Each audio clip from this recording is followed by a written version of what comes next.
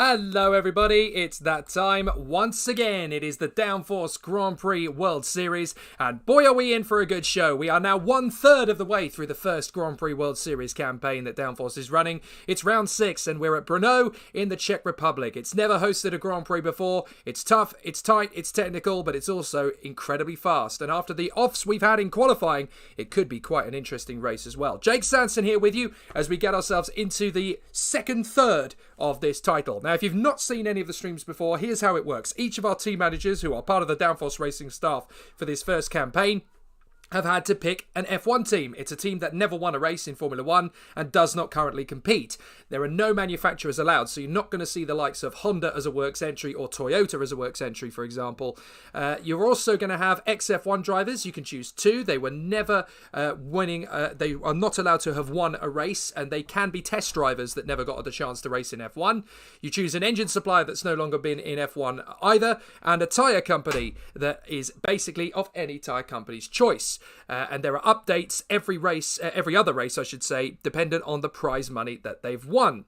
And obviously, they can make upgrades as they go. However, there was a meeting earlier this week amongst the team managers, and they have decided that in a balance of power measure, the bottom 6 teams in the team standings after this race at Brno are going to be given a pay packet from the authorities. So each of those 6 teams are going to get a £4 million upgrade bonus, which will definitely help them in their pursuit of increasing their engine power and increasing their chances of making it to the finish by upgrading their reliability package. It's a great way to make it a little bit more even and a little bit more fair for all of the competitors, and it's going to be absolutely fantastic. If this is all sounding rather far-fetched, well, this is, of course, based on the Jeff Crammond Grand Prix 2 title. We dub it the Minecraft of motorsport, and if you're wanting to get involved, there is a way in which you can do that. Very shortly, we're going to be starting our own open championship, which managers will be queuing up to get a go at. It is the Group C Sports Car Challenge. There are going to be 2 grids, 26 teams in total, so we're looking for 26 racing managers. All you have to do essentially is sign up to book your place via our PayPal account, which is there on the bottom of your screen, downforceuk@hotmail.co.uk. It's a £5 for the entire season. And all you have to do is basically on a first come first serve basis, the first 13 people that sign up will get the chance to choose one of the allocated teams that are going to be run in this particular championship. And then the other 13 will be drawn, will be decided by our live draw, which is going to be on April the 11th, which is not this Saturday, but Saturday after. And then you can choose 3 drivers, any 3 drivers you like. They have to be over the age of 30, and they are not allowed to have won the Le Mans 24 hours. And of course, they must be drivers that are still active, but they are over 30, and they cannot have won the Le Mans 24 hours. It's entirely up to you which 3 drivers you can choose. You can choose someone who was a Formula 1 world champion, an IndyCar champion, was in sports cars but never won Le Mans, someone who is currently in the British Touring Car Championship, for example, someone who hasn't raced a car for a long time. It's entirely up to you. 3 drivers, whoever you like. Obviously, their AI skill is going to be determined based on their age, their level of experience, how much they have done. But it's meant to be fun. It's entirely up to you who you want to place in your team. You will get 2 cars in your team, and you get to choose any 3 drivers you want. A 4th driver is going to be allocated to you during that live draw, and it is a celebrity driver. So you're not going to find out who those drivers are that you can get allocated to your team until the live draw on April the 11th. However, if you stay with us during the Grand Prix World Series and you tune in to the race after the next one, which, as you'll have seen at the top of the bill, is going on the streets of Pau in France, we will be doing a special event which will be involving those celebrity drivers. And you're going to find out a little bit more about that in the coming days. But those are the rules. They're on your screen. You will find out exactly how it works. It's very, very simple. There are 10 races over the course of the championship. The live draw for the allocations for Group C are going to be taking place on April the 11th. The first 13 who book their place will be able to choose which team they can actually manage. The other 13, they will be given their team at random in a live draw.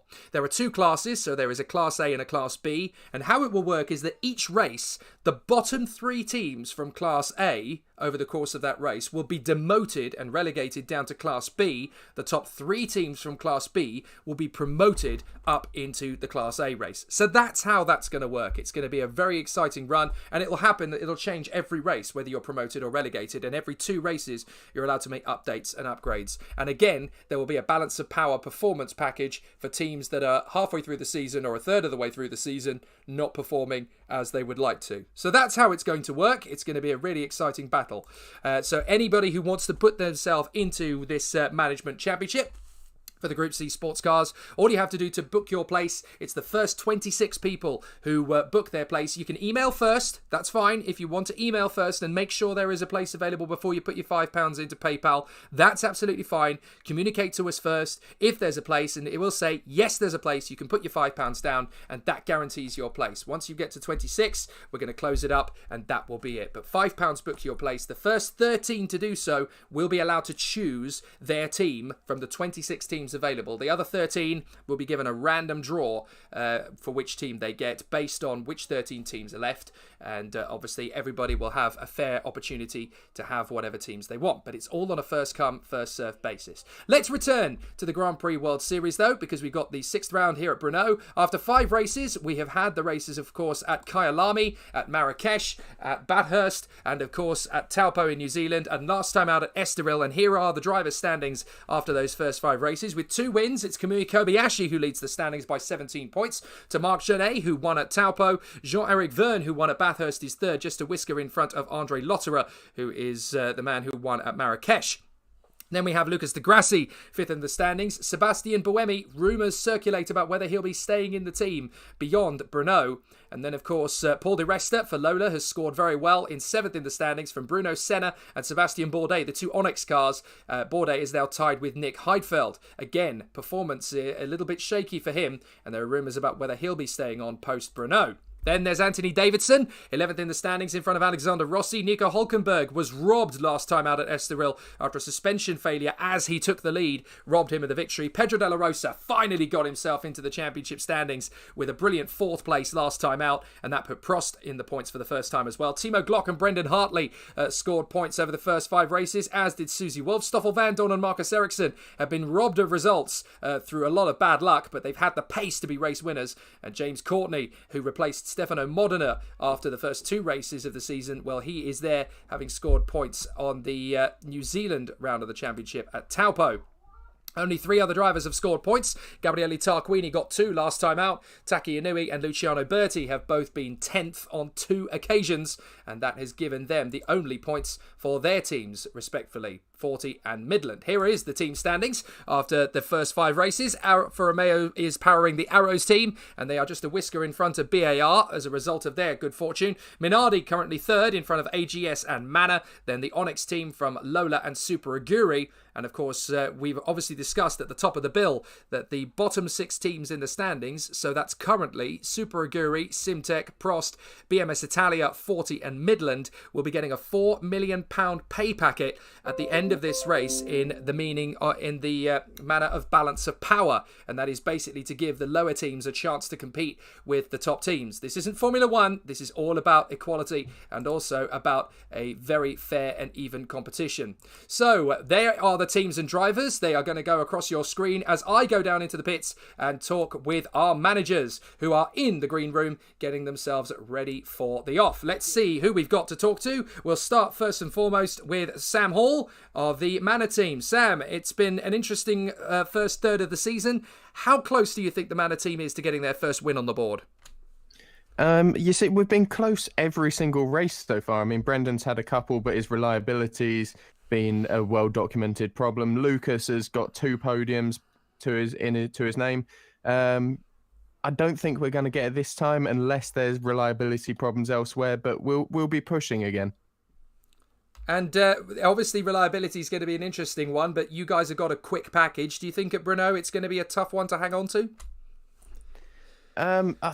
We're mid-pack in qualifying again. Like you say, we've got a quick package, but there's been so many crashes in qualifying. It's been really uncharacteristically high level of attrition during qualifying. So I don't know. I really hope we can, but it's going to be tough. Okay, sounds good to me. Good luck for the Manor team, Sam, and hopefully there's at least another podium on the way. Let's talk to Tom Cairns of the Prost team. Well, the jinx is finally broken. Pedro de la Rosa got a 4th place last time out. Here at Brno, there's been a lot of people dropping it in qualifying. We had a few offs over the course of the qualifying sessions. Do you think that gives Prost an even better chance of good points? Well, it most certainly does so for de la Rosa. I've been disappointed again with Alguersuari's performance, if I'm honest with you, because it was a 9/10 of a second difference between those two drivers. I don't know where exactly the overtaking spots will be. I mean, I have an idea where the overtaking spots would be, given my knowledge of the Brno circuit. But I think strategy-wise is going to be really important, because we found out in Estoril, some drivers like de la Rosa were going on a 1-stop, and those who were on a 2-stop or a 3-stop. We're going very, very quick. So it'll be interesting to see which drivers are going to be on the type of strategies that they'll choose to be on in comparison to how we do. But it's important to make sure that we carry on this momentum from Estoril today. Okay, hopefully it's a good one for you guys. Good luck, and hopefully it'll be more points on the board for Prost. Let's have a word with the team that won last time out, actually, and have won twice so far. That's the Arrows squad and their team principal, Emma Butterworth. Emma, it's been a perfect start to the season, really, for the team, considering Hulkenberg's had a miserable bit of bad luck, but in terms of the package, the car is fast enough and has done so with a victory twice already. Can we get a third? Hopefully we can get a third. I mean, the cars are pretty quick, as we've seen the past few races. It's just reliability and a little bit of bad luck that's let us down so far. However, strategy will be key for this race, and we're up there with the BARs as well, so we need to keep an eye out for them. But yeah, we should be on track for another win. And do you think that there's a chance that Hulkenberg is going to get the better end of the draft? I mean, both of your cars are up at the sharp end in qualifying this time. Does he have a good chance to get the victory this time over Kobayashi? He does. He is quick, and as we've said previously, he has just had a bit of a run of bad luck. But I'm hoping that he can keep it together this race, have no mistakes, and that the car holds out for him. Okay, well, good luck to the Arrows team. Hopefully it is a sure, sharp shooting race for you. Let's have a chat to Ryan Ferris over at the Onyx team. Ryan, Sebastian Bourdais had a very tricky second qualifying coming into this one. He had an off or two and was a second off his Q1 pace. Is he carrying a little bit of nerves coming into this race, do you think?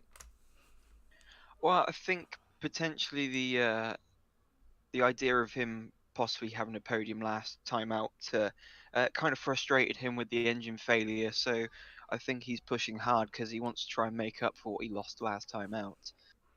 Fair enough. And obviously the cars need to be competitive again, but there is this little niggling problem with the upgrade package coming in for the lower teams. Onyx is at the bottom end of the higher teams, as it were, 6th in the standings. If there's a really strong race from the likes of Lola and Super Yuri, you guys could be in for that £4 million budget. How much of a difference is that going to make to your guys' season?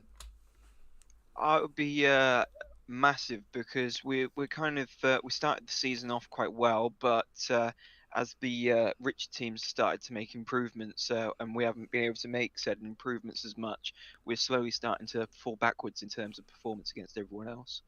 Okay, well, hopefully this is one of those races where there's a good result coming at the end of it. Good luck to the Onyx team. And finally, before we go racing, let's have a chat with the team boss at Minardi. That's Alex Goldschmidt.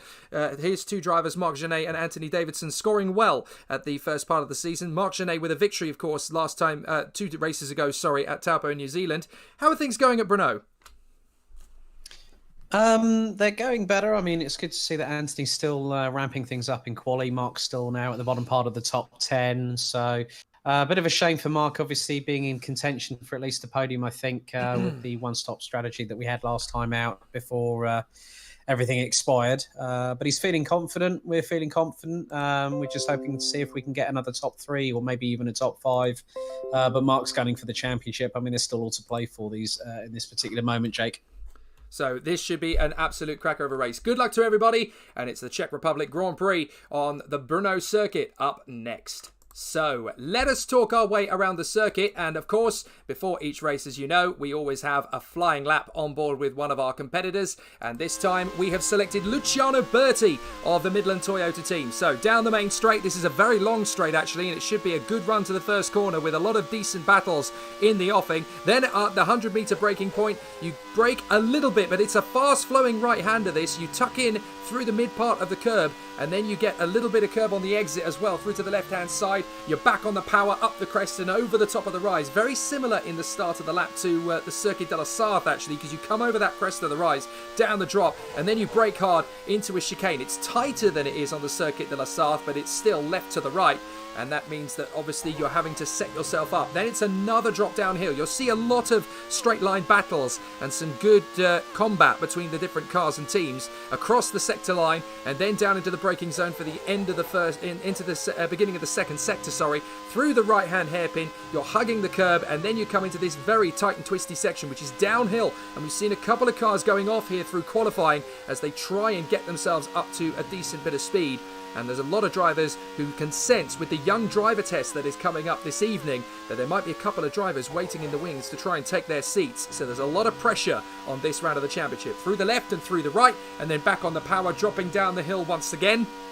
This is the tight and twisty section of the circuit pretty much taken care of. From here, it's all high power and then big stop on the brakes. This is the biggest of them. As you come down, that's the end of the second sector, back down into the power, and then through the right-hand hairpin. You're using a lot of curb on the way in, and then you tuck out on the back, and you can see just how much curb they use on that exit. Now up the hill, back into the braking zone for the next chicane. You're into the left, carrying a lot of curb, and then you come back on the power again with a little blip of the throttle to the right-hand side. Now you're climbing uphill again, and you come along this part of the straight, and then it's the final two corners of the lap that get us set up for an absolute blinder down to the first corner once again. It's a long climb up that hill, then you hit the braking zone 100 metres, then through the left, and you're accelerating up through this part. You keep the throttle well balanced through this right-hander. You don't want to get on the power too early, otherwise it can unsettle the car, and then you're back down that home straight again. It's a long lap, 59 laps in total for this race, and it should be an absolute thriller. Here's the starting grid then for the 6th round of the Downforce Grand Prix World Series, and there's no front row lockout. 3 different teams in the first 3 places. Jean-Eric Verne in pole once again for BAR, with Nico Hulkenberg second. Timo Glock Super Aguri is third ahead of Kamui Kobayashi. Then it's Sebastian Buemi and Paul Di Resta from Marc Genet and Alexander Rossi. Pedro Della Rosa and Lucas Di Grassi round out the top 10 in front of Sebastian Bourdais and the ever-improving Stoffel Van Dorn for Simtek. Bruno Senna and Andre Lotterer once again contest the 7th row. Brendan Hartley is 15th alongside Nick Heidfeld under pressure at Super Aguri. Marcus Ericsson is 17th in front of Enrique Benaldi, and then it's Anthony Davidson and James Courtney that share the 10th row. Gabriele Tarquini lines up beside Jaime Alguersuari, who's definitely under threat of being replaced, Susie Wolf and Luciano Berti, and then the 240s of Taki Inui and Jean-Denis Delatraz. 59 laps await us on the Brno circuit.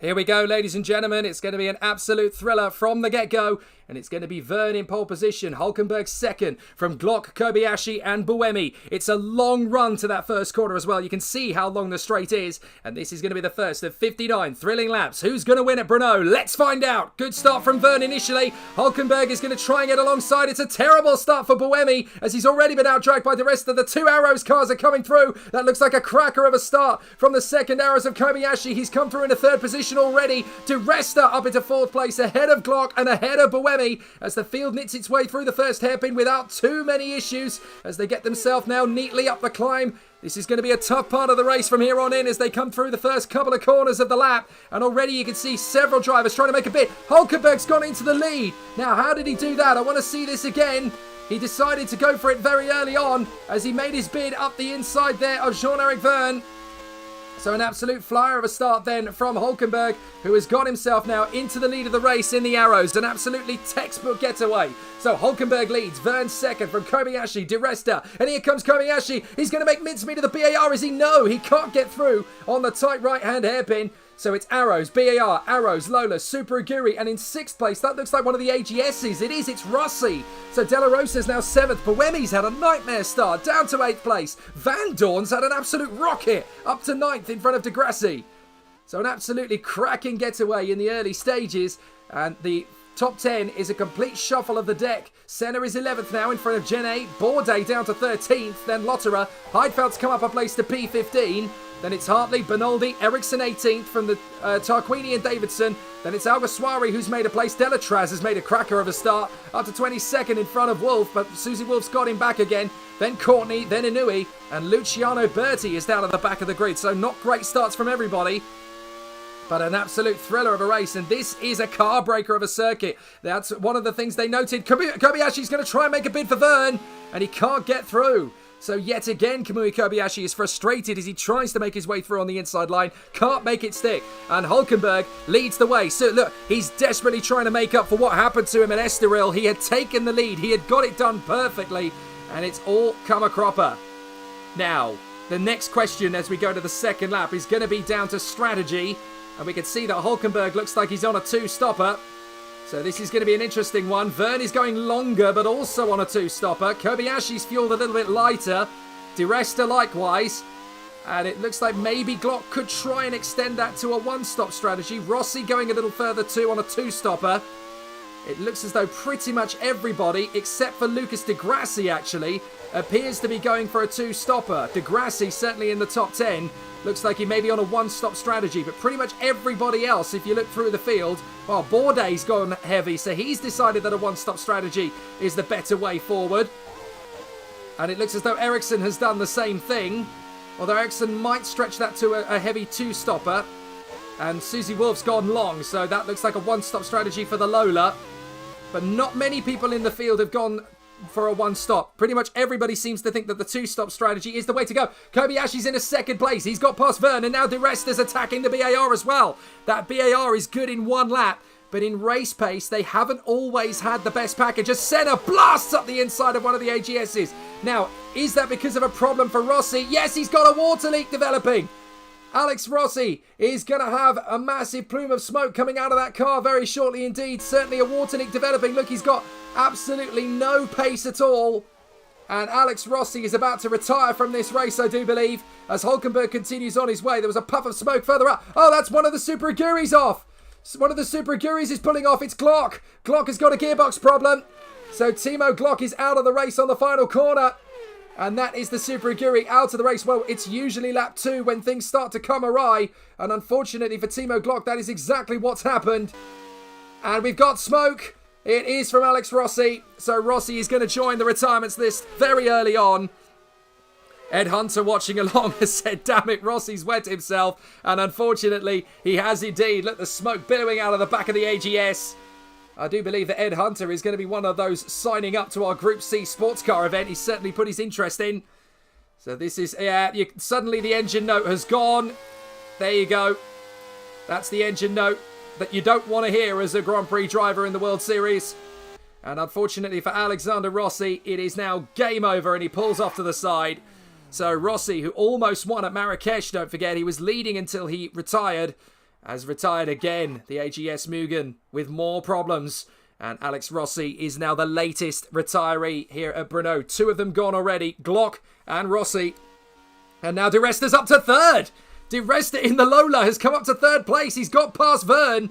And then Buemi is next up. So the BARs are being frustrated by this Lola. Now, there was a lot of talk actually in the green room in between races about how bulletproof the reliability was in that Lola. And last time out, whoops, Kamui Kobayashi getting a little bit wrong. I was just going to say, last time out, the Lola was not competitive by the same token. And Verne has got back past Di Resta. So Verne has retaken the place away from Di Resta. He must have got in the slipstream. You're going to see a lot of overtaking of that kind here. Oh, Kobayashi's in trouble! Kobayashi's got smoke billowing out. He's got an engine failure. Well, he did win last time out. He had obviously pushed the car very hard at Estoril, but the engine couldn't last 2 races. And at the end of lap 3, Kobayashi comes to a shuddering halt. Well, Brno is definitely taking its toll on the cars here. So it's game over for Kamui Kobayashi. That is absolutely devastating. And it's not going to be back-to-back victories for the Arrows driver. Well, that's heartbreaking for the Arrows team. They were 1-2 up until that point. And now it's Vern and Buemi who are up there. Now, Di Resta is down to 5th. I'm not sure what's happened to the Lola, but Buemi's got through, as has Della Rosa. I wonder if Di Resta's got a problem. Because there he is in 5th place. No, he's just been mugged by the 3 guys up the road now. Vern, Buemi and Della Rosa. Della Rosa in the Prost. He's up to 4th position. That is absolutely terrific. He started 9th. And Della Rosa has worked his way up through the traffic again.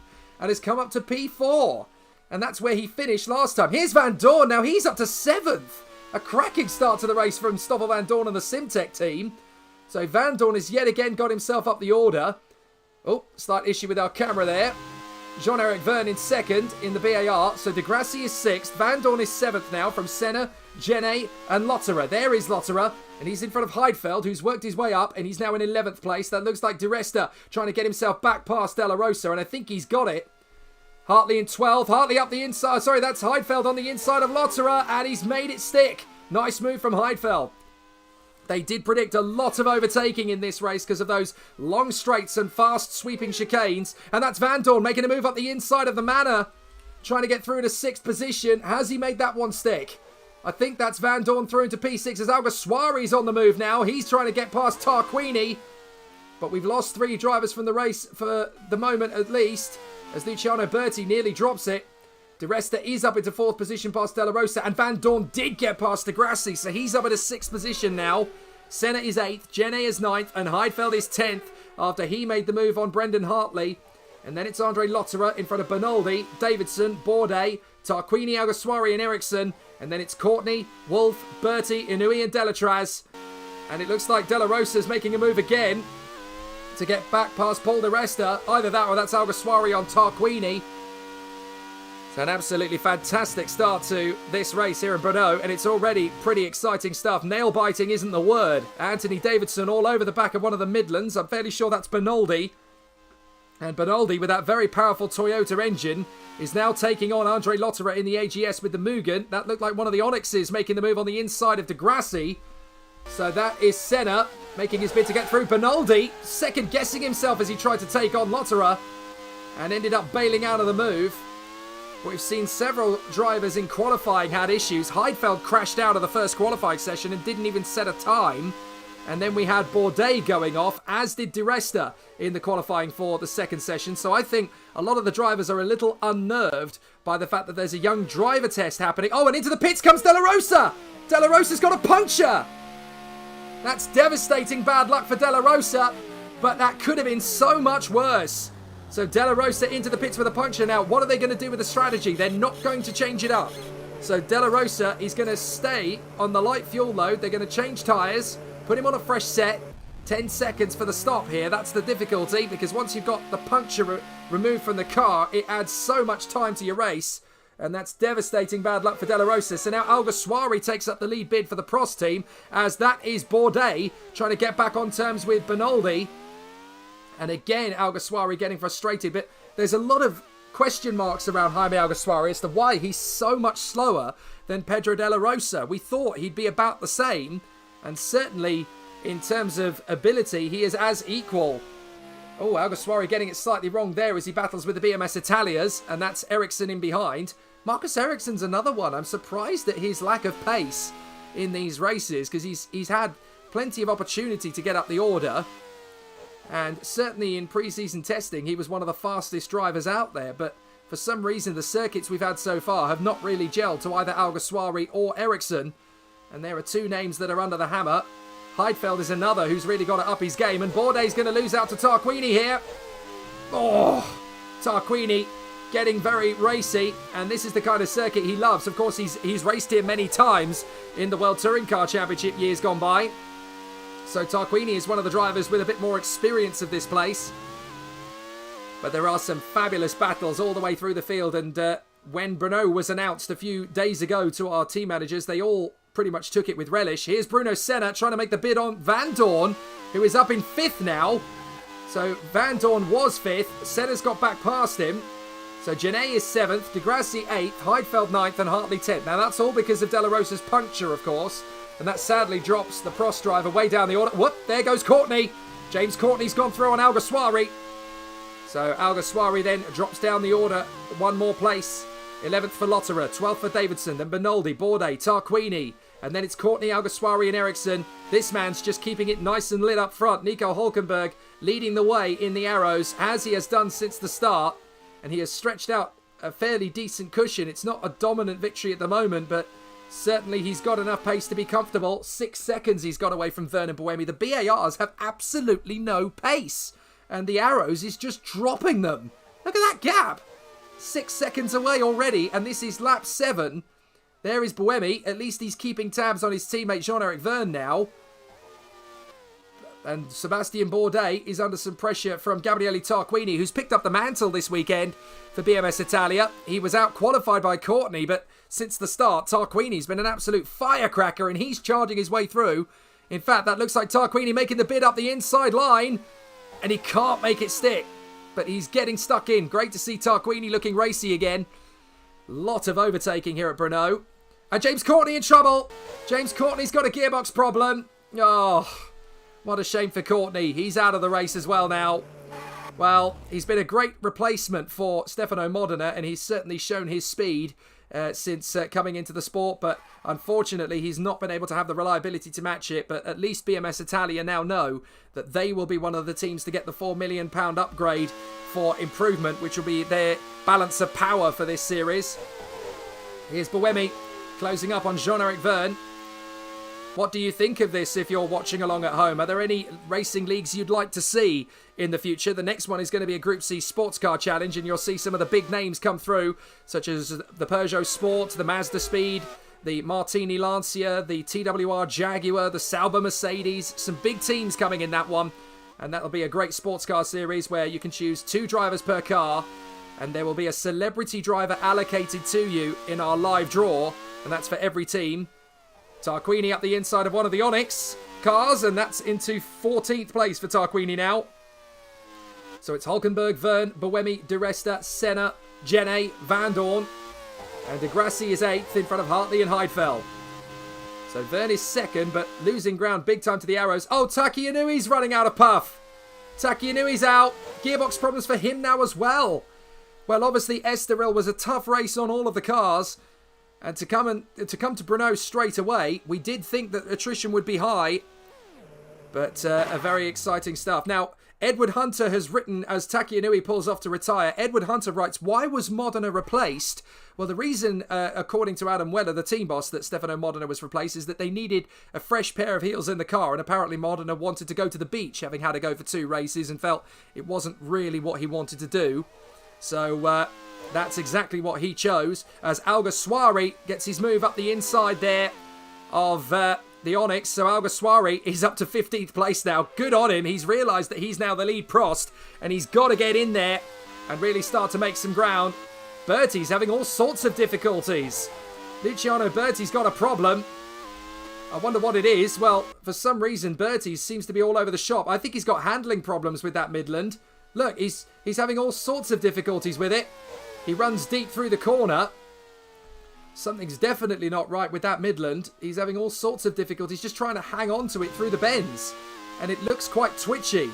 So I would not be surprised at all if Luciano Berti becomes one of the next cars off the circuit. We'll keep an eye on it. Oh, De Resta spun off! De Resta spun off. Now, how did that happen? He was in 4th place. And what happened? He just missed his braking point. Look, he just went a little bit too far over. Now, that is almost a carbon copy of what he did in qualifying. So, big mistake for Paul De Resta. And that has dropped him down the order. That's a big error for the Lola. And that's cost him and the team valuable points. And they are trying... Well, they are currently locked in a battle with Super Aguri at the moment as to which team is going to get the £4 million performance bonus. And De Resta... looks like it's going to, well, going off the circuit is actually a long-term gain.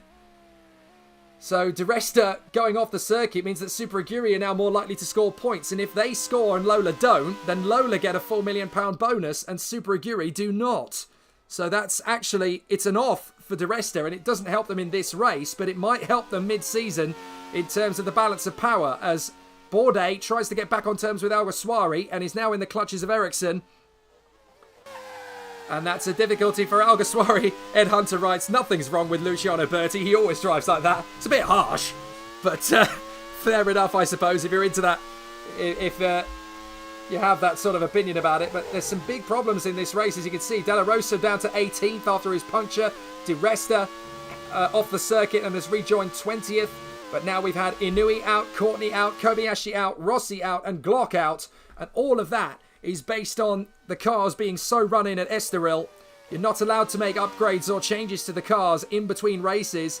And as a result, they've just got to look after the cars and the strategy. And the attrition rate is usually quite high. Here's Hartley in front of teammate Degrassi. Now, Degrassi's heavy fuel load means that Degrassi is falling down the order.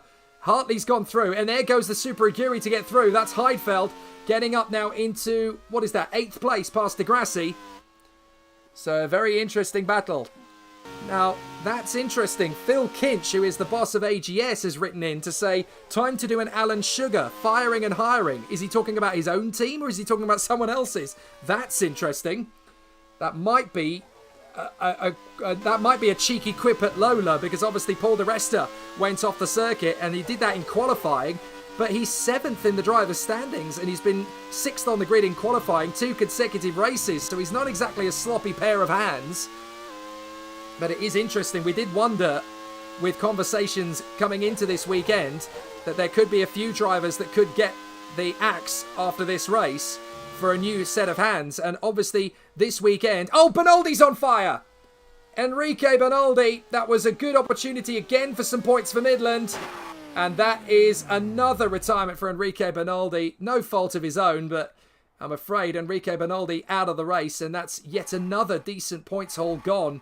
He was 6th last time out at Estoril, if you remember, when the car did exactly the same thing. And they said, well, we've repaired it, we've got it going. But obviously not enough to get beyond lap 11.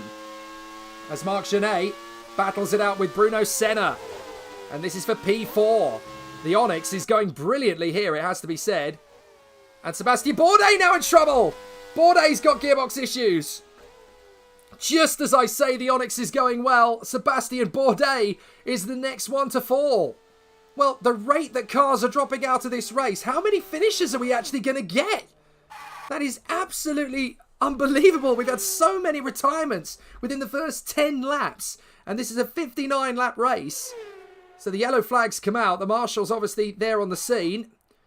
Well, I make it that we've already had 7 retirements, because we've had Bernaldi out, Bourdais out, Inui, Courtney, Kobayashi, Rossi, and now also Glock. Now, that is fascinating. And Sam Hall has put a rather cheeky comment in. Di Resta crashing deliberately to gain the £4 million bonus. Singapore Crashgate all over again. Now, that's interesting. Manor obviously feeling quite bitter about the fact that they've scored some points, but not enough points to have a decent run in the championship, but also at the same time, clearly not enough points to be in a strong position. And that's Alguersuari getting past Ericsson. So Alguersuari's gone through. I'm not sure what it is about that camera on that corner, but definitely some difficulty. Ian Williams writes in, cheering on the Butterworths. Oh, that's Davidson in trouble. Davidson in big difficulties now. He's in 11th place, and Davidson is going to pull off the circuit in the Minardi at the final bend. My goodness, cars are dropping out of this race all over the shop. And that's, well, I knew that attrition was going to be higher than it had been in previous races, because they've obviously done a full race distance at Estoril, and now they've done this. But Bathurst, followed by Taupo, saw 12 finishers at Taupo. We might get even less than that. What have we got now? We've got 18 cars running. So Davidson out, Bourdais, Bernaldi, Inui, Courtney, Kobayashi, Rossi and Glock all out. And only the top 10 drivers score points. And obviously if there are not 10 classified finishers, then only the classified finishers will score points. Now this could dramatically change things just beyond the 1/3 distance in the season. So big drama. Vern is in second. Buemi is third. The two BARs behind the arrows of Nico Hulkenberg. So the Butterworth household are currently 1, 2 and 3. Emma's car is in the lead, and her husband Tom's BARs are running second and third. So we announced at the top of the bill via the graphic that the next round of the championship is going to be on the streets of Pau in France, and it'll be the first time that Premier category Grand Prix cars have raced on the streets of Pau for about 60 years. And up the inside, there goes De La Rosa. De La Rosa making the move to get back up the order. And Stoffel Van Dorn a little bit twitchy there in P6. Careful, Stoffel. This could be one of those incredible races where just being in the race could get you a decent result. Now, De La Rosa just passed his teammate Alguersuari. I'm hoping that's just in the draw of racing and not because Alguersuari's got a problem. And Phil Kinch has written Adelaide 95 all over again. Well, it's possible. How many finishes did that have? 8, I think it was. Monaco 96 had 3. I have known that in Grand Prix 2 before, but not for a long, long time. Hulkenberg is your leader. Vern, Buemi, Senna, Genet. In 6th is Van Dorn. Then it's Hartley. And then we have De Grassi, Lotterer. And then in 11th is Tarquini from De La Rosa, Alguersuari, Ericsson and Wolf. Then in 16th is De Resta, Bertie, Delatraz, Davidson out, Bourdais out. And then it's Bernaldi, Inui, Courtney, Kobayashi, Rossi and Glock all out of the race. This is the difficulty when you've got to engineer two races back to back with 2 cars. And obviously the attrition rate is high anyway.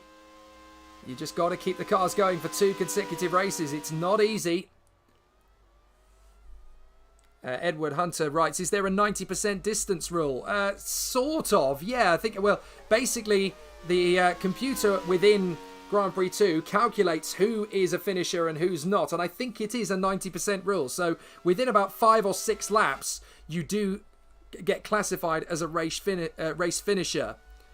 And so Ed is right in suggesting, would you still get points if you finish 90% of the race? As long as you're classified as a finisher, even if you don't finish the race itself, if you're classified as a finisher, you do still get points. And that's happened a couple of times. Bourdais retired on the last lap at Marrakesh while in 3rd and ended up classified as 8th, but he still got the points for it. Senna loses out to Genet. Bruno Senna trying to defend from Marc Genet, who just blasts past and up into 4th position. And that's Tarquini out. Tarquini's out of the race. And De La Rosa's gone off. Goodness me. So Tarquini's out of the race. I want to see if we can pick that up. Oh, De La Rosa lost it on his own. And Tarquini's had a big problem. In fact, I can't make out where Tarquini's fallen off the road. I think he's come off at the same place, you know. I think they've come up at exactly the same point. Yes, they have. So Tarquini and De La Rosa seem to have come off together. I can't see where Tarquini pulled off. But there is Tarquini's car. There's De La Rosa's car. Tarquini's certainly out of the race. But I can't tell how he's done it. Now, that's interesting. So Tarquini is now out. Unfortunately for BMS Italia, now both cars are out after just 14 laps. That's devastating for the team.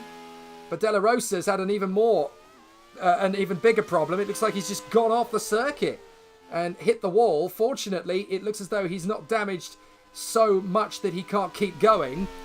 So he's going to be able to continue, but a chaotic race so far for Prost, and they are almost certainly going to be one of the teams that benefits from the £4 million bonus to balance the power and balance the balance of performance.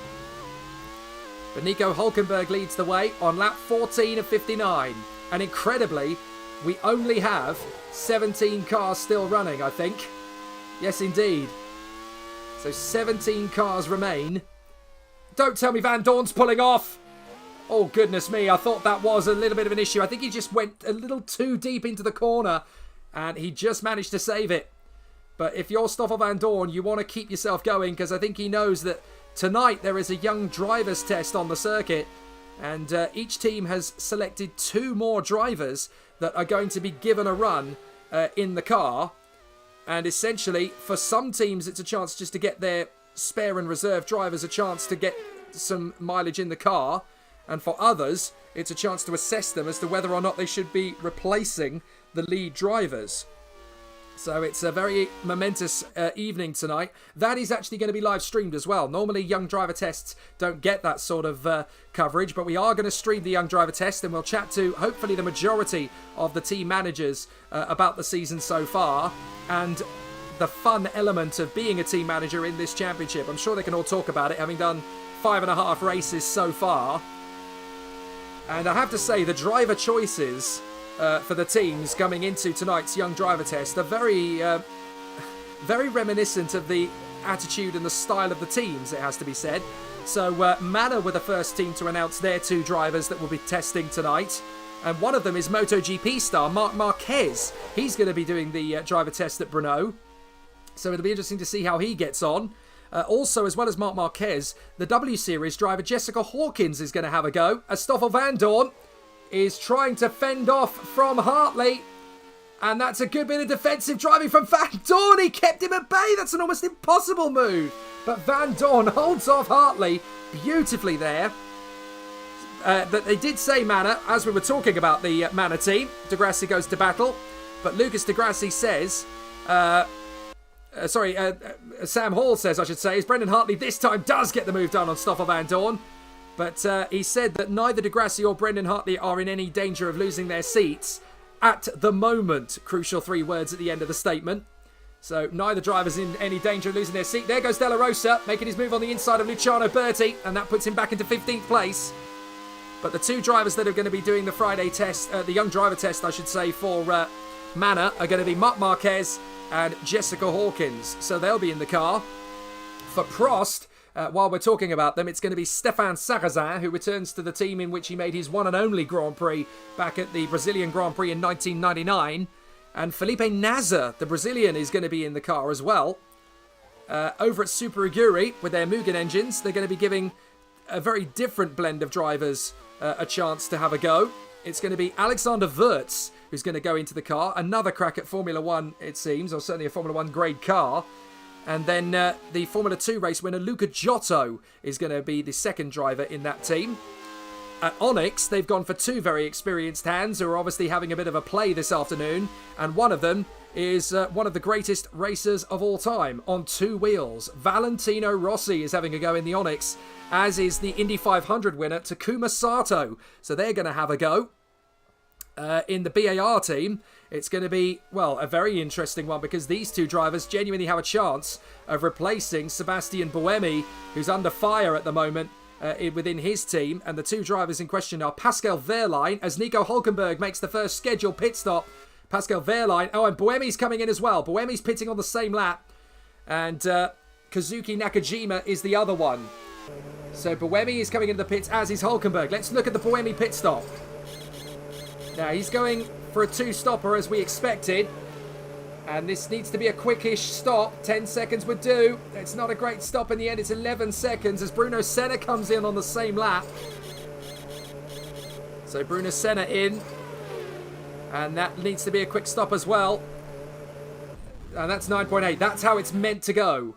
So Verne takes over the lead of the race from Jenné, Hartley, Vandoorne and Hülkenberg. Bruno Senna leaving the pits in about 10th position. Now, back to the young drivers test this evening as Alguersuari pits from 12th. Simtech have confirmed that their 2 drivers that they're going to run are going to be Jose Maria Lopez, the World Touring Car Champion, and IndyCar legend Scott Dixon is going to be given an opportunity. So that's going to be pretty interesting. It is an all-star event, the young drivers test this evening. It should be a celebrity all-star testing session, basically, as this battle with Ericsson continues. Bourdais versus Ericsson. Minardi have gone for a fairly decent lineup as well. They've gone for 2 of the greatest sports car racers of the last 20 years, Alan McNish and Tom Christensen. So it's going to be interesting to see what those 2 get up to. Over at 40, they've got an interesting run as well. And that's going to be Perry McCarthy in the 40. Will finally get his chance at a semi-competitive race car in Grand Prix racing. And Zsolt Baumgartner, the Hungarian, will also get his run. And at Arrows, they're going to put in Guido van der Garde, the very outspoken Dutchman, alongside the Mexican star Esteban Gutierrez. So some big names. As that's a very... Oh, Stoffel Vandoorne's been pitched off the circuit! Vandoorne's been run into there by the Arrows. Now, that definitely needs another look. Vandoorne being caught by Hülkenberg. Now, we need to look at this again because they're battling for position. Hulkenberg swarming around behind Van Dorn. He goes for the inside line. Hulkenberg he just misses his braking, locks up and edges Van Dorn off the circuit. Now that's definitely going to be an investigation into that one. That is not a good move from Hulkenberg at all. Wow, that's a big mistake from Nico Hulkenberg, and it's ruined Stoffel Van Dorn's race. So driving error from Nico Hulkenberg as Van Dorn rejoins. Now, fortunately for Van Dorn, there's a lot of pit stops going on at the final chicane, so he can get himself back into a decent position, but Vern is leading Hulkenberg, so that is going to be difficult. Now, the problem with this is that you can't enforce a penalty in terms of stop-and-go penalties and everything. Oh, Marc Genet getting it slightly crossed up after his pit stop. A very exciting battle. But I have a feeling that Nico Hulkenberg could end up with a penalty after the race. Now, there was a similar incident after the race at Estoril. You may remember, as Marc Genet loses a place to Bruno Senna. Those two have been battling for a long time, actually. But there was an incident after the race in Portugal when Nick Heidfeld was judged to have had an incident in the closing stages with one of the BMS Italias. It was Gabriele Tarquini. Now, because Tarquini only lost a place, he was given a reprimand and there was a £100,000 fine for the team. So that's £100,000 they're not allowed to upgrade with out of their prize money. It's been taken away from them. So that was a much bigger incident, though, between Hulkenberg and Van Dorn, because Van Dorn lost a lot of places. So that's going to be a really interesting situation, a really strange scenario, and that's definitely going to need to be investigated.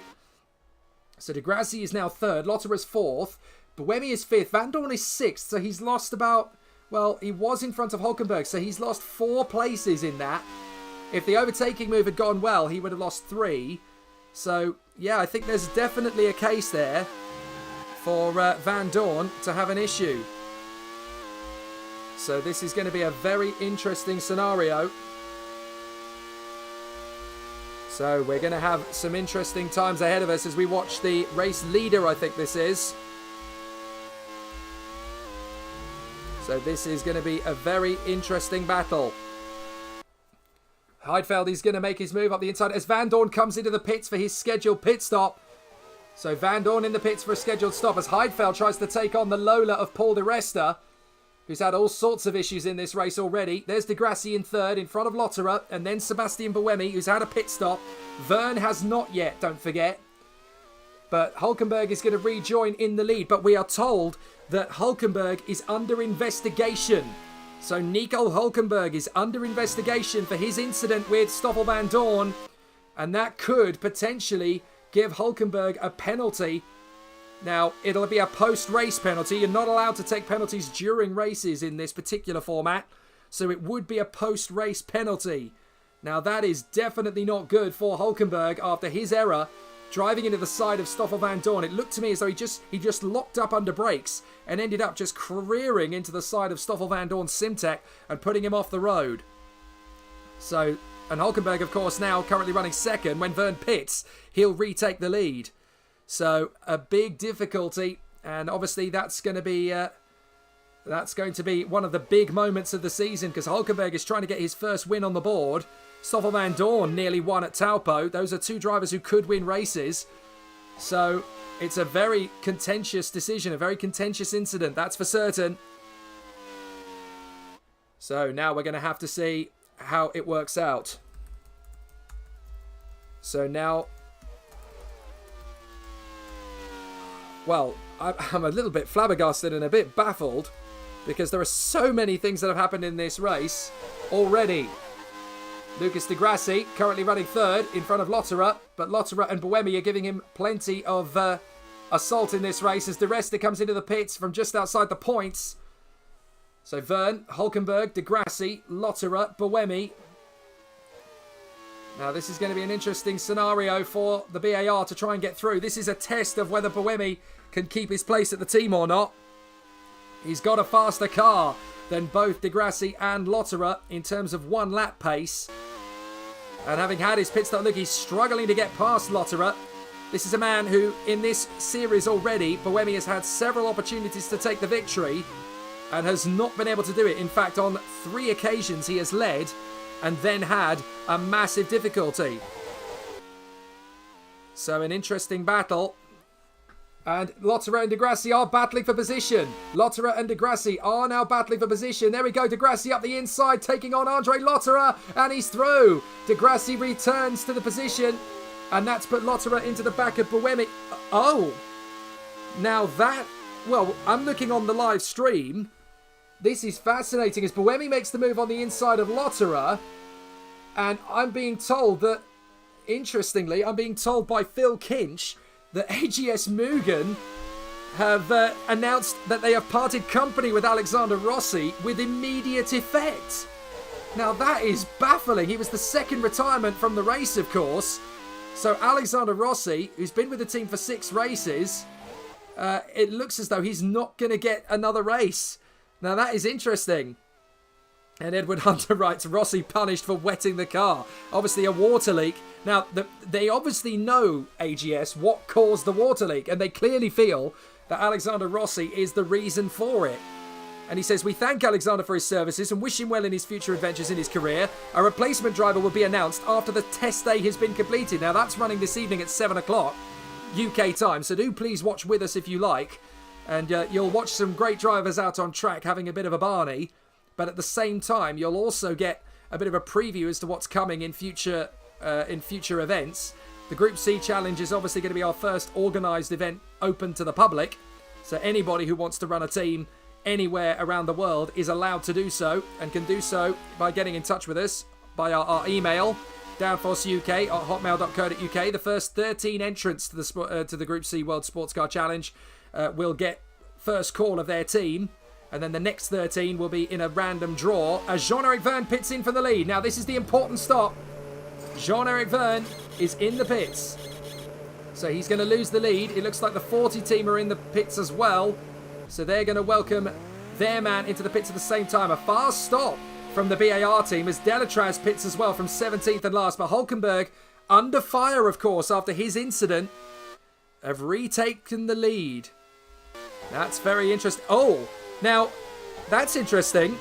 Sam Hall writes, we at Manor are hearing rumours that Rossi has been dropped from AGS after holding pre-contract talks with Arrows to replace Kobayashi. That's interesting. Oh, Bruno Senna in trouble. Bruno Senna's got a suspension problem. So Bruno Senna, look, you can see that the front left wheel is up in the air compared to the other 3 wheels. So Bruno Senna has pushed it too hard in his battle with Marc Genet. And where is he coming to park it? Right in behind his teammates. That is an embarrassing shot right there for team boss Ryan Ferris. That is not the picture he wanted to see. Wow, that is... I hate to grin, but that's devastating in terms of a picture of the 2 Onyxes off the circuit together. And Bruno Senna is out of this race. They're going to move him to beyond the second corner by the look of it. As Stoffel Van Dorn rejoins after his pit stop. He's in 10th, but you've got to remember that a few of the cars in front of him have yet to pit. And also, of course, he had that incident earlier on with Nico Hulkenberg. And we have heard that the incident involving Nico Hulkenberg and Stoffel Van Dorn will be investigated after the race. Now, you can't impose a penalty using Jeff Cameron's Grand Prix 2 during a race, but you certainly can take a decision post-race. And Nico Hulkenberg, who leads the race by 11 seconds at the moment, is under a very interesting scenario. So it's definitely becoming a very enticing battle, but Hulkenberg is racing under fire in the lead of the race here. Verne second, Buemi third, Degrassi fourth from Genet, and then it is Hartley, Heidfeld, Ericsson, Lotterer and Van Dorn, with Alguersuari, Wolf, De Resta, Bertie, Della Rosa and Jean-Denis Delatraz. The retirements are Senna, Tarquini, Davidson, Bourdais, Bernoldi, Inui, Courtney, Kobayashi, Rossi and Glock. And we are not even at half distance yet. So the cars are definitely having a bit of a pounding here at Brno, and it looks like only a handful of them are actually going to be battling away for position. Sorry, Ed Hunter with the comment of the race so far. That's what I call the Moneytron shot. Oh, you win definite bonus points for that. That's a beauty of a comment. I think that's definitely comment of the race so far. But yeah, big rumours apparently that, well, it looks as though Alexander Rossi is already out of the AGS team before he's even made it back to the pits. So they've announced that one pretty early on into this race, having only made it round 2 laps. The water leak they feel caused by Rossi, which is a little unfair unless they know something we don't. But Manor have heard rumours that Rossi's been dropped from AGS after holding talks with Arrows to replace Kobayashi. Talk about a rumour mill. But Kobayashi out of the race early on. Surely they can't be about to replace the championship leader over at Arrows. That would be absolutely bonkers. As Di Resta is now closing up on teammate Susie Wolf. So the two Lolas are there together, 12th and 13th. So Susie Wolf has scored a few points over the course of the year so far as well, of course, don't forget. But Di Resta, the faster of the two drivers historically so far this year. And Di Resta makes his move up the inside of Susie Wolf's car and gets through to move up into 12th position. Now, both Lolas are still circulating, and they are 12th and 13th, but there's only 16 cars still running, and we haven't even got to half distance yet. So that is interesting. And now Alex Goldschmidt has stirred the pot a little bit more. Rumours are also circulating that Manor are being investigated for money laundering. Seems to go very high up the tree. That is one of the cool things about this particular series. You can have some brilliant banter in the green room. And there's a lot of banter in our green rooms. A lot of the managers have already said it's good fun, this series, because it is good fun. It's a what-if series. It's a management league. Oh, Brendan Hartley! Brendan Hartley! That's a big spin. What's happened there? And I want to watch that again. He was closing up on the Minardi. So this is the replay. And, well, he shifts down. It sounded like something went wrong with the throttle there. Maybe the throttle stuck open. That is a very strange situation. And Brendan Hartley spins off the road. And, well, that's put him into the gravel. Now, the problem is he's gone in backwards. I think he's going to really struggle to get that car going again. And the problem is if he's stuck in there for too long, then the marshals are going to come. Absolutely incredible situation. As Mark Ericsson is now up to 7th place as a result of that spin from Hartley. Van Dorn's up to 9th. Alguersuari's up to 10th. Well, where is Brendan Hartley? Reversing out of the gravel. That's where he is. Out of the points. But if he spends too long in there, the marshals are going to basically make the decision for him. But he's working at it. He's trying to get the car back on the circuit. He reverses onto the track. Spin turns the car. Fair play to Brendan Hartley. He's got it going again. Oh, no, Brendan. That's not the way to do it, mate. But he has managed to get the car going, so Brendan Hartley rejoins down at the back. Well, there you go. That was a very topsy-turvy moment for the Kiwi. And normally, he's one of the slicker drivers, but even the pros get it wrong sometimes. As we watch the race leader, Nico Hulkenberg, in the sole remaining Arrows. Now, I have a feeling that a lot of this race is going to be played out based on where Hulkenberg finishes, because if he wins the race, having had that massive investigation going on from the race officials, he could lose that win. It's possible. Vernon Buemi is 2nd place. Now, whether he'd lose a position or whether he'd have a time penalty added on, I don't know. It's a difficult situation, but it's definitely impeded poor Stoffel Van Dorn, who now finds himself in 9th place, having lost a good 30 seconds or so, as Di Resta makes the move up the inside of Alguersuari, and that puts him into 10th position. So Alguersuari loses his championship point for the moment, because we've got Lola, Prost in the battle from 10th down to 13th, and then there's Bertie, Hartley and Delatraz still at the back of the field. So there's a long way to go in this race. Sam Hall writes, style points are now awarded for in-race donuts. Oh, I love this league so much. Up the inside comes the AGS though. Lotterer still putting in a good run as Ericsson again defends round the outside. He eventually has to back out of it. There's definitely something wrong with that camera, isn't there? As Ericsson dives again on the inside of Lotterer and he nearly holds him off. But Ericsson has to let Lotterer go in the end. But Ericsson is getting back on terms with him. He's still side by side. Never mind Buemi. I want to get back into the race that's battling on between those two further back. Well, I'm not sure how it ended, unfortunately, because the director went to the wrong place at the wrong time.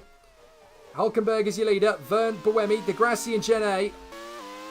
And we're looking at Buemi. There is Degrassi, Genet, Heidfeld and it is Lotterer in front of Ericsson. So they are still battling, but Lotterer is in 7th in front of Ericsson. And that battle looks like it's going to continue.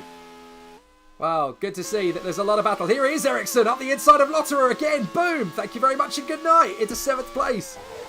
That is what I love about this circuit. Brno provides massive overtaking opportunities. Alguersuari having a bit of an issue there.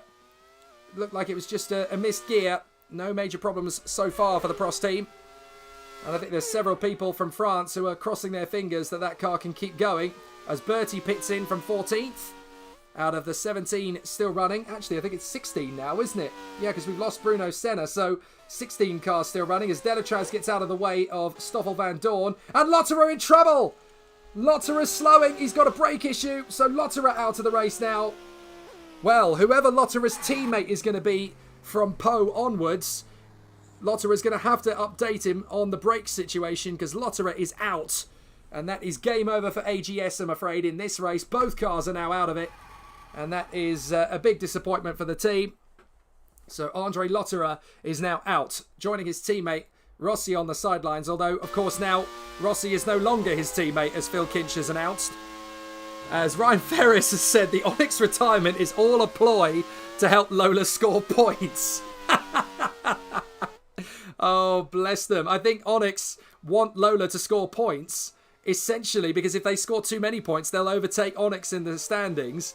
And then Onyx will get the £4 million bonus because unfortunately both of their cars are out of the race. This is a weird situation because we've got the likes of Adam Weller, Phil Kinch and Ryan Ferris all sat on the sidelines watching their teams bow out of the race with a double retirement. And they've got to keep watching the rest of the race to see how the points play out in the team standings because the bottom 6 in the standings will get a balance of performance £4 million bonus to help them for the next part of the season. And we're told that they'll get another one, the bottom 6 teams, even if they are different, they will have a different one based on the next 3. Based on what the result is after the after the 10th round of the championship. I will get my worms out eventually. So we're told, well, we've just had a second entry come in for Group C sports cars, so that's good. So the first 2 will have their first call of their first teams, which is exciting. And so we've had 2 side up, and one of them is the Minardi team manager, Alex Goldschmidt, appears to have signed up, as well as Edward Hunter. So we've had 2 already. This is good stuff. We'd like to get to the full 26 by the time we get to April the 11th. So Hulkenberg leads the way from Verne. Buemi 3rd. Degrassi 4th. Jene is 5th. In 6th position is Heidfeld. Then it's Van Dorn, De Resta, Alguersuari and Susie Wolf. Then it is De La Rosa in front of Ericsson, who's just had a pit stop. Then Hartley, Bertie and Delatraz. So 15 racers still running. Lotterer, Senna, Tarquini, Davidson, Bourdais, Bernoldi, Inui, Courtney, Kobayashi, Rossi and Glock all out. 15 remain. And we are, as I say again, we are still not quite at half distance and we've only got 15 of the 26 runners still racing. This could be a real race of attrition. This could be Monaco 96 without the rain. Hulkenberg leads, Verne 2nd, Buemi 3rd, Degrassi and Jene. Fair play to the BARs. They've not had the pace that Arrows have had, but they've definitely got the staying power. 2 of their cars still running, 2 of the Syntex still running, 2 of the Prosts and 2 of the Lolas. So several teams still have both cars in it. Hulkenberg, of course, racing under a cloud at the moment because he's got an ongoing investigation into what happened between him and Stoffel Van Dorn about 10 laps ago. So Hulkenberg's still not quite safe and sound in the lead of the race, Nico Hulkenberg. But the Arrows is still going well, and he's looking for the victory that was denied him last time out at Estoril. So Hulkenberg, he's had a podium, I think, so far, but he's not had a race victory. So some battles going on.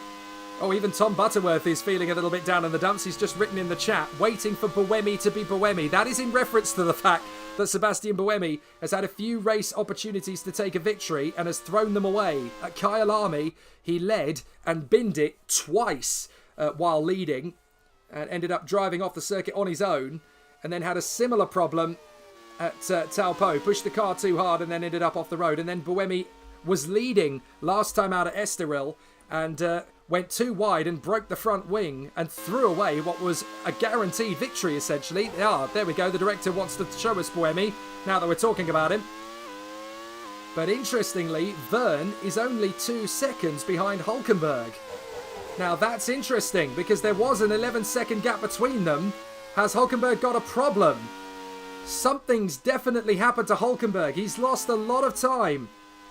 Either that or Verne has suddenly just been on an absolute freight train of a run, but I'm not sure how it happened, but Hulkenberg was about 11 seconds ahead of Verne, and now is just 2 seconds ahead. He must have had an off somewhere, Hulkenberg.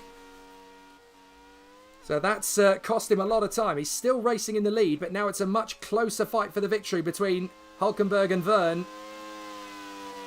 And Hulkenberg would have had a lot more points on the board had it not been for a lot of bad luck as Bertie moves over and lets Verne go through. So I think that's given Verne a bit of a second wind now. 2.4 seconds is the gap as they approach half distance. At the end of lap 30, we will be halfway through this encounter, and we've only got 15 runners still in the race.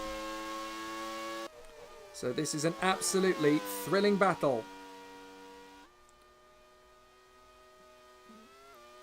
This is an absolutely fantastic run so far from Nico Hulkenberg. But will there be a penalty post-race to come to him? Into the pits comes Degrassi. So Degrassi's in the pits from what was 4th. There he is in pit lane, and he's now going to fill up to the end of the race. So this is his one-stop strategy. Degrassi's one and only pit stop. Now, considering how few runners there are, he could still be in for a good shout at a decent finish here. There's Stoffel Van Dorn running in 7th position, although that could be 6th if he comes down the straight quick enough. Oh no, there's Degrassi. So he's not quite going to beat him out of the pits, but there's still a long way to go in this race. We're looking at, I think that's Buemi we're looking at in 3rd position. But Verne is catching Hulkenberg. He's lapping very much quicker than him at the moment. So Jean-Eric Verne is closing in on Nico Hulkenberg. There's Hulkenberg in the arrows. And there's the BAR. So he's catching in big style. Susie Wolf in the pits for her one and only stop. Braking up the hill through the left. And up towards the right-hander. Hulkenberg's not got this win guaranteed. He may have done the hard work in the first pit stop, but Verne is actually quicker in this second phase of the race. So the BAR is closing up. The Minecraft of motorsport is definitely giving us plenty of action as Verne is closing in on Nico Hulkenberg. Out of the final turn, down the main straight. And Hulkenberg leads the way. Verne in 2nd.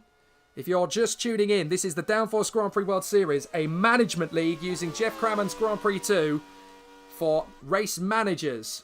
So you manage a team. In the Downforce Grand Prix Series, you manage a team that never won a Grand Prix. Pick 2 drivers, also that never won a Grand Prix, but either raced or tested in Formula 1. Pick an engine that's no longer active in F1, and pick any tyre company you like and go racing. This is the 6th round of the championship. South Africa was the first round at Kyalami. It was Kamui Kobayashi in the Arrows that won. Then at Marrakesh, it was the AGS team who got a 1-2 lined up. And then, unfortunately, Rossi retired from the lead. And so it was Andre Lotterer who took the victory. In race 3 at Bathurst in Australia, it was this man, Jean-Eric Verne, that did the victory in BAR in, I don't want to say the dullest race of the season, but it was certainly the least action-packed of all the races. Unfortunate considering it was Bathurst. Then in the next race of the calendar, it was Taupo in New Zealand that saw an absolute thriller with 6 cars battling for the victory in the end, and it was Marc Gené's Minardi that got the job done. And then last time out at Estoril, Hulkenberg was on course for the victory in the Arrows when he had a suspension failure. He retired from the race, and then it was Sebastian Buemi who took over the lead, and then he threw it away. He had a problem in the final turn, we think, that broke his front wing. And then he had to pit and obviously repair it. And that handed victory for the 2nd time this year to Kamui Kobayashi in the Arrows, who is now out of the race. There are only 15 cars running in this one. And it's Hulkenberg leading by less than a second to Verne. Verne is catching in big style. 0.4 of a second is the gap. The Arrows has no pace compared to what it had in the first stint. The second stint, they are really struggling for pace now. What's happened to the Arrows? He was pulling away in the first sequence. Now the BAR's got the pace. And surely this is going to be a run for the lead from Verne. He gets out of the slipstream of Hulkenberg. And he's going to go for the lead. And Verne takes the lead here. Jean-Eric Verne goes into the lead and absolutely transforms the pace of this race. So Verne is the new race leader here at Brno in the Czech Republic. And Hulkenberg is dropping back. Has he got a problem?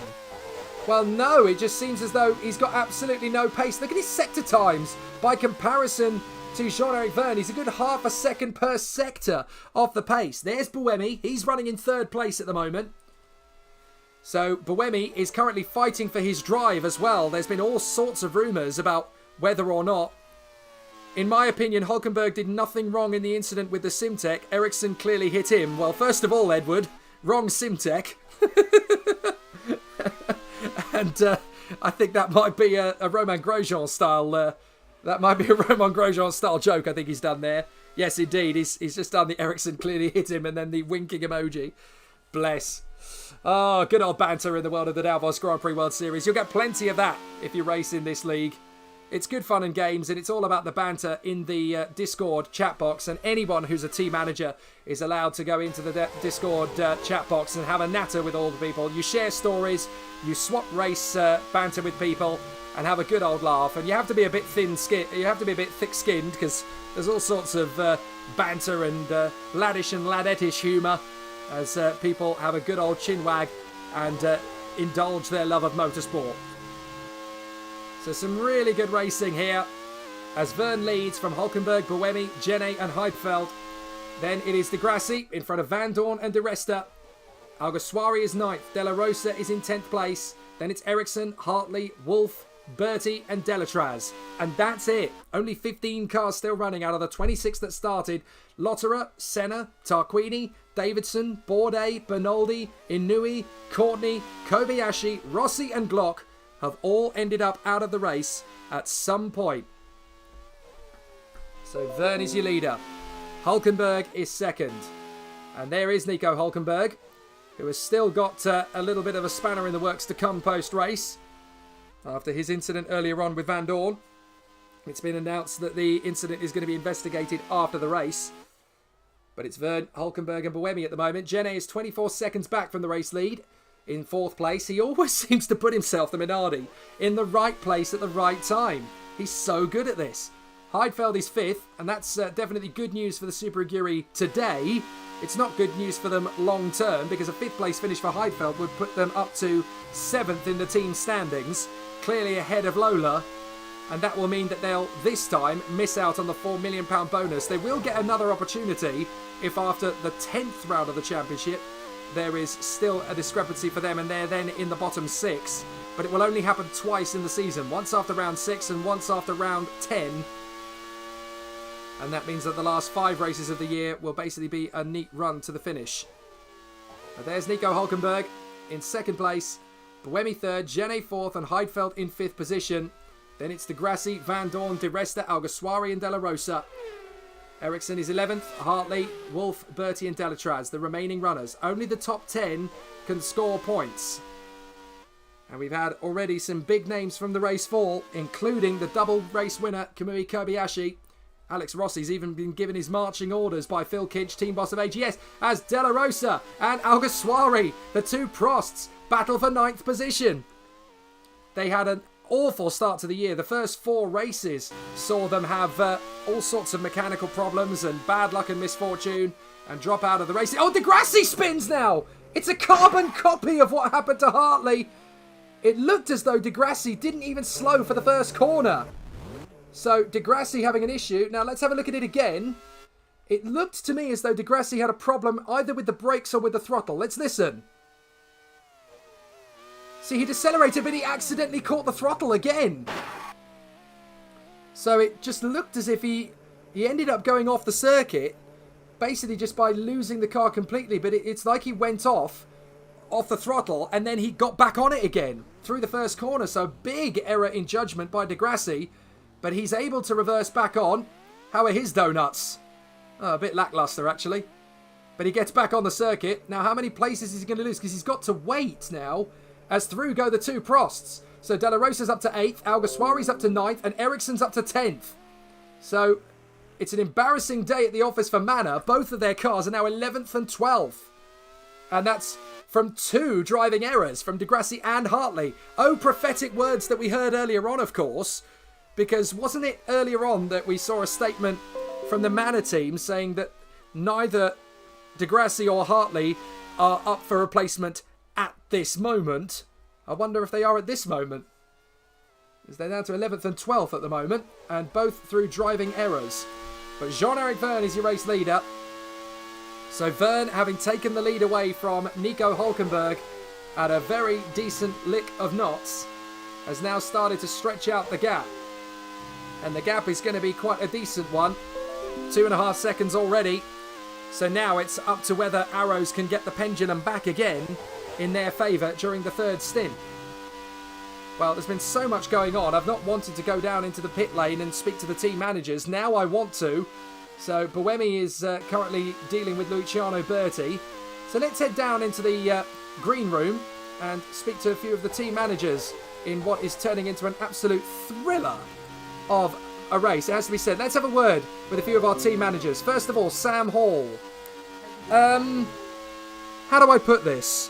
It's an interesting race for you guys.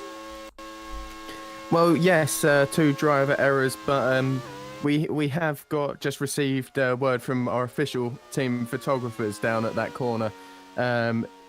They've apparently seen members of other teams throwing oil onto the track at that point of the circuit, so we will be taking this up with officials. Okay, that's a bombastic allegation, but we'll see if that's taken any further. Let's have a word with Alex Goldschmidt of the Minardi team. Unfortunate for Anthony Davidson, but certainly for Mark Genet.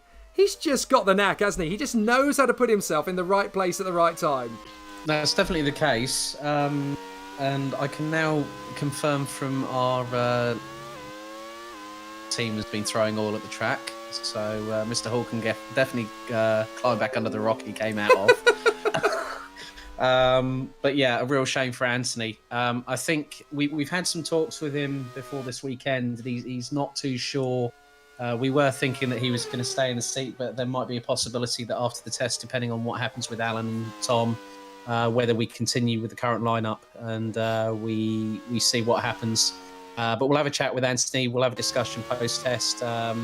He wanted to be a bit, closer to Mark, but also in the top 5. But I don't think it's just worked out. And we're going to respect any decision that he makes, so we could have another change before we, when the next availability happens. But we'll discuss that with him in due course. But yeah, Mark's in the right place at the right time. He's 26 seconds off the leaders. Anything could happen.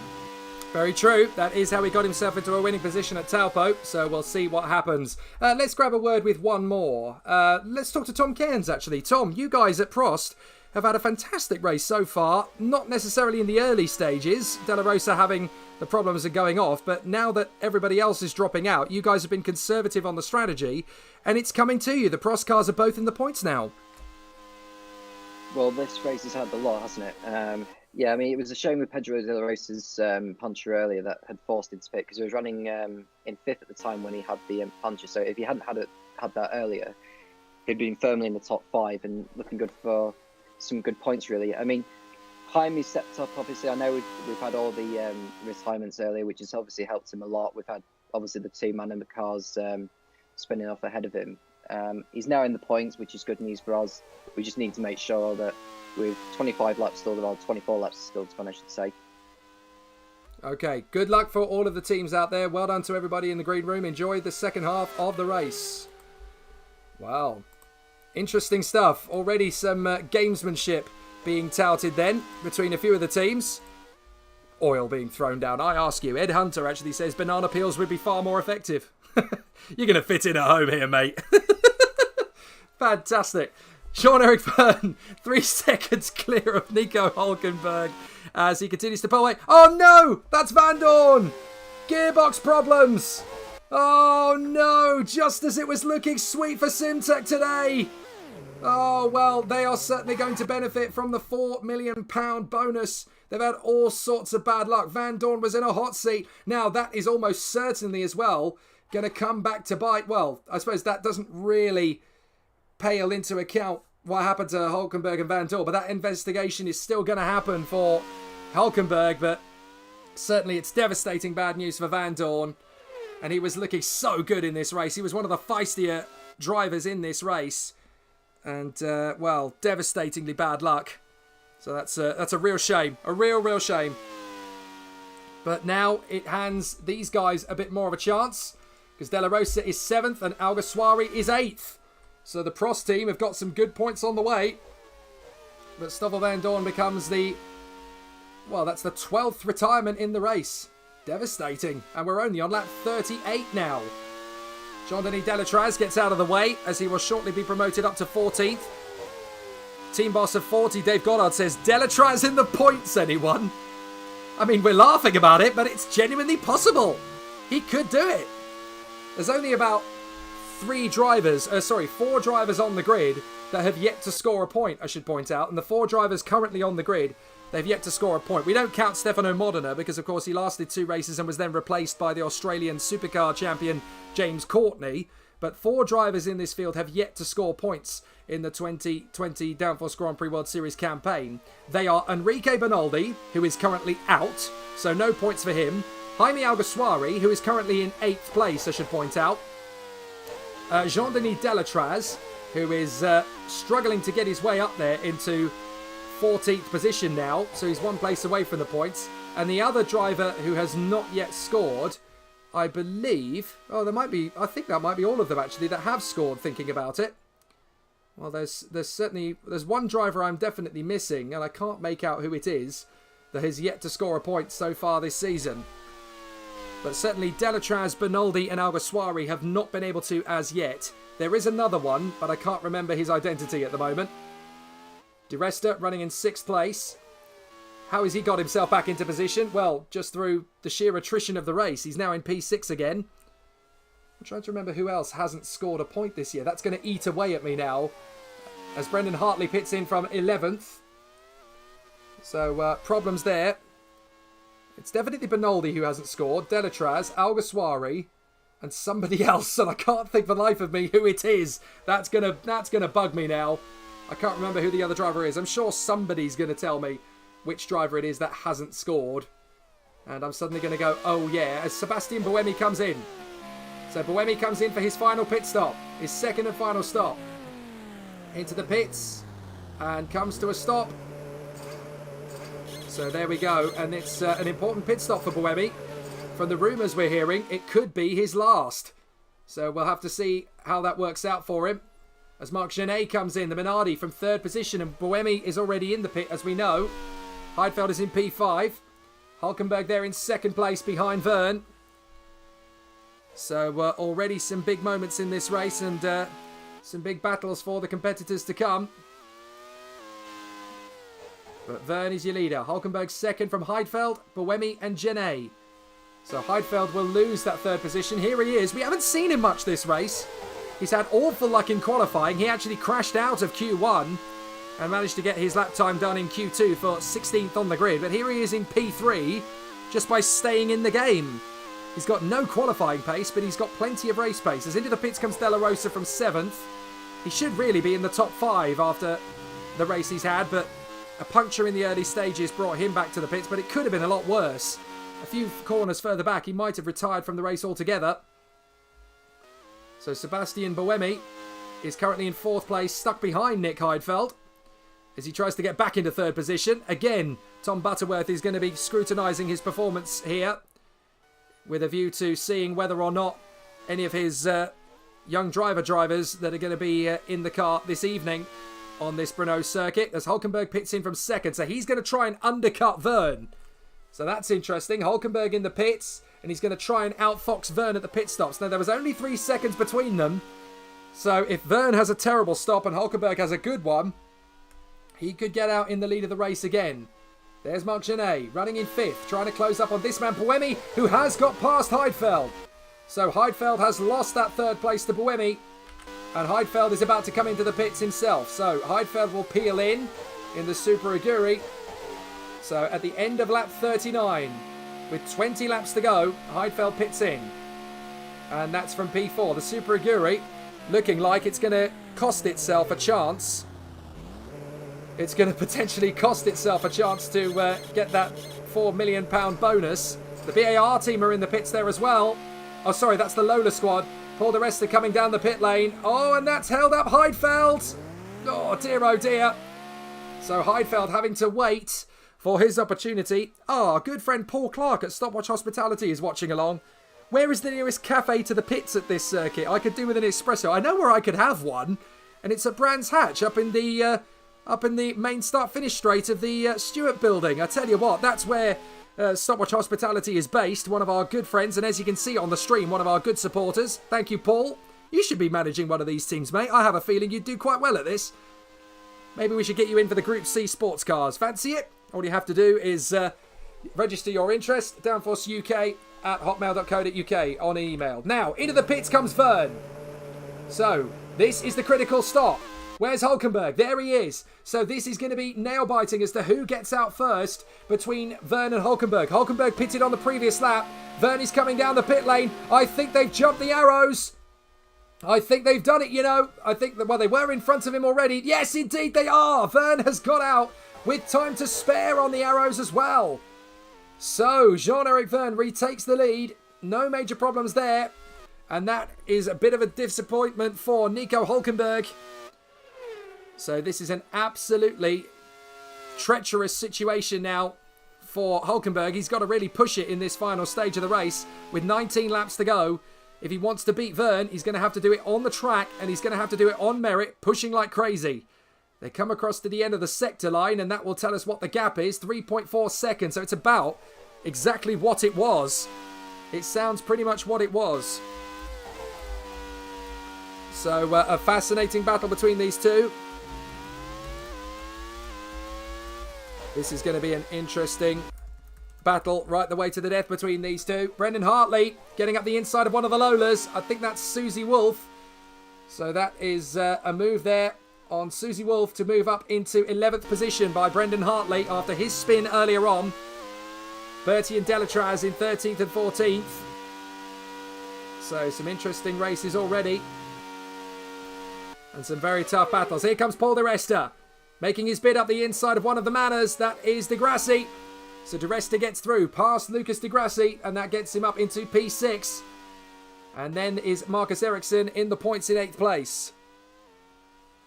So up they come once more. This is the race leader, Jean-Eric Vern. No, sorry, that's Sebastian Buemi. My apologies. And he's in 3rd place. So Buemi running well there in P3. Looks like he's finally going to get another podium on the board. Oh, so that's interesting. Sam Hall says an official statement from Manor has been sent to the race officials regarding the upcoming Group C Championship. So that's another entry. That sounds very promising. Absolutely fantastic. So we're going to see some really exciting performances from the competitors.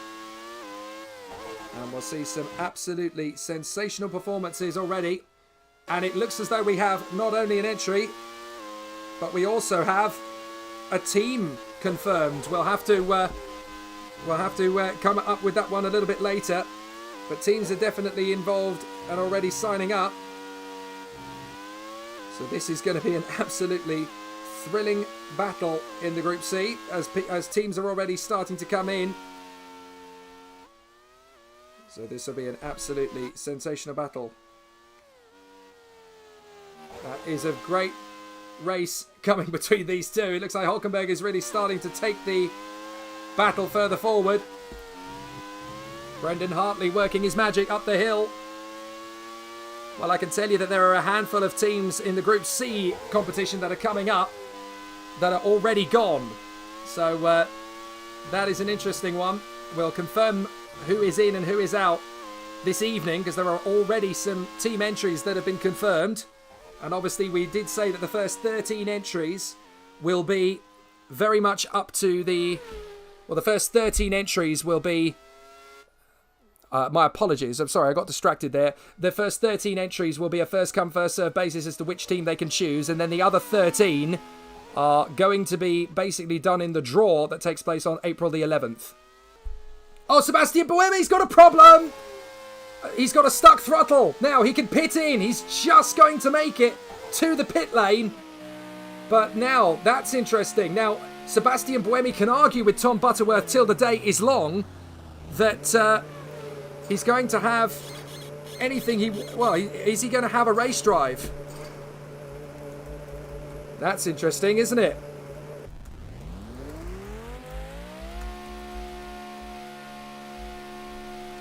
So down the pit lane comes Buemi. He's going to let Jenny go. Heidfeld's going to go through.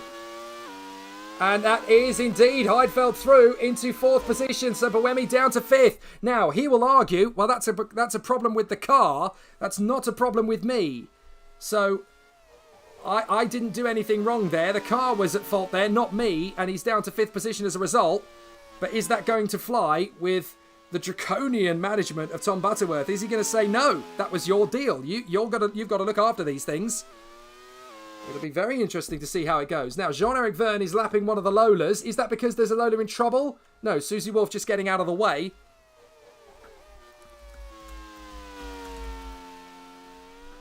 So, Verne, Hulkenberg, Jenny, Heidfeld and Buemi. Hulkenberg is your leader. So, Hulkenberg leads the way at the present moment. Hulkenberg's second and dropping back from Verne. Now, this is going to be an interesting conversation after the race. Hulkenberg was pulling away and stretching out a lead in the first stint.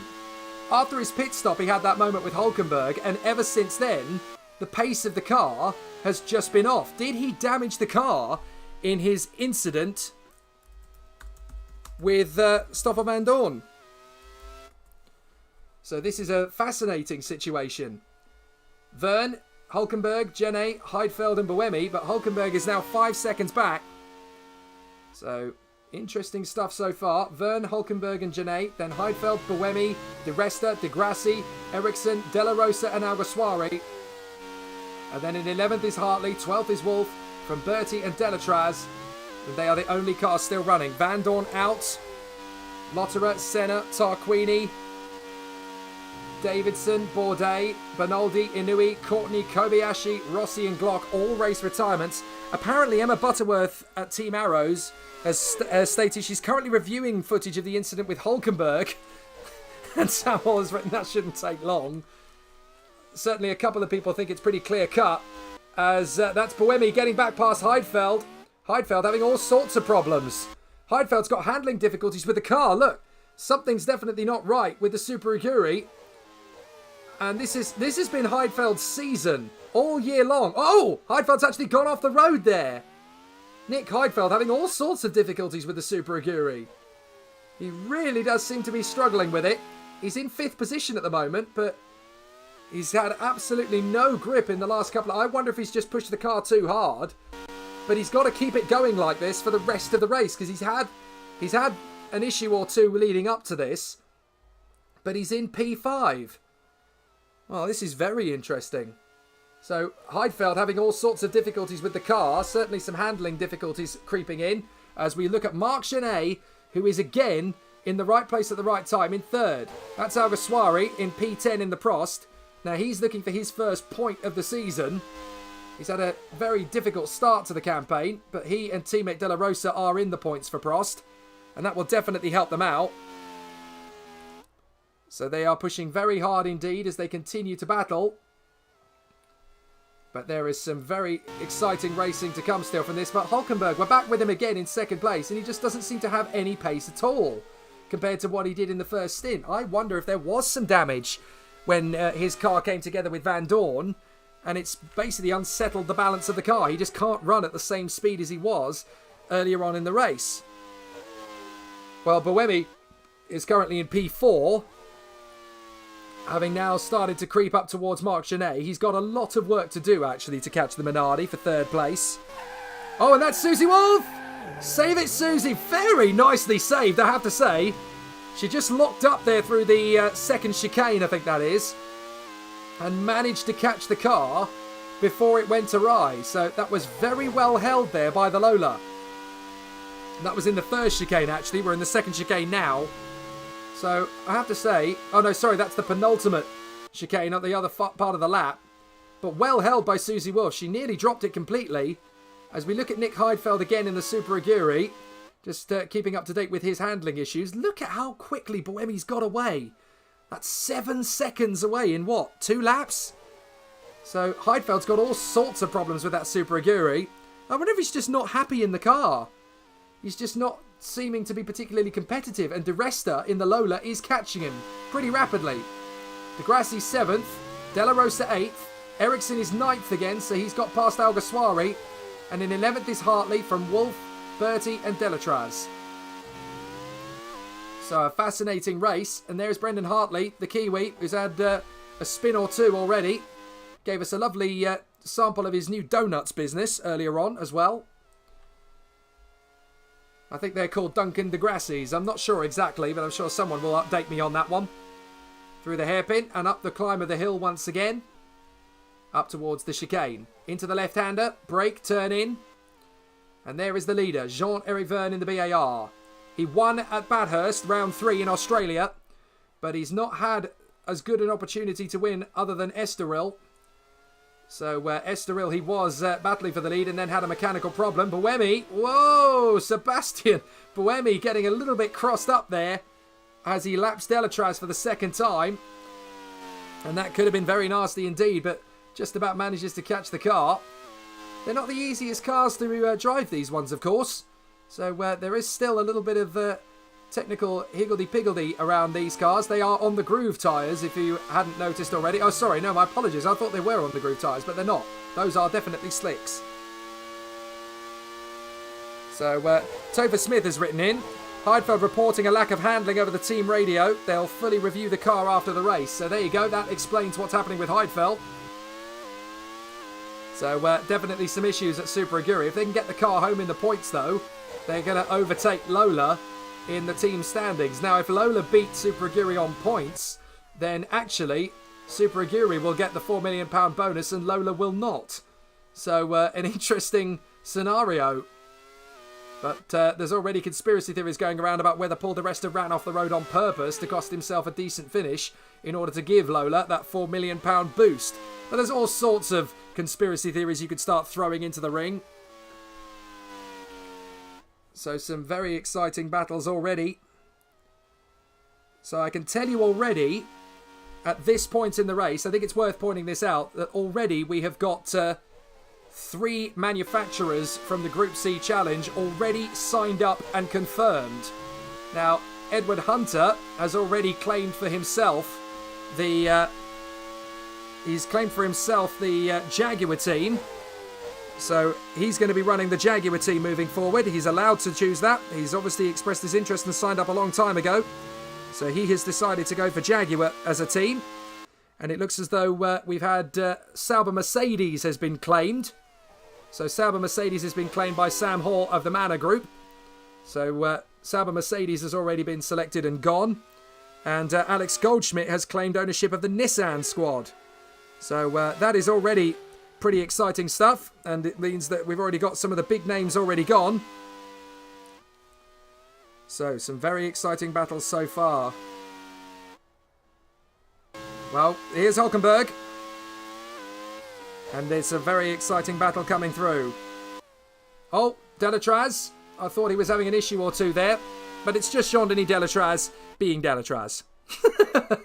We love him. He's one of the most colourful characters within this field for certain. Him and Taki Inui have given 40 a very competitive season, it has to be said, considering what we were expecting from them.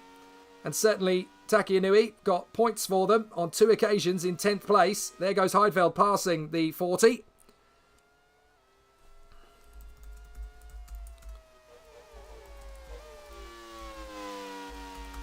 Oh, I do apologise. We just had a...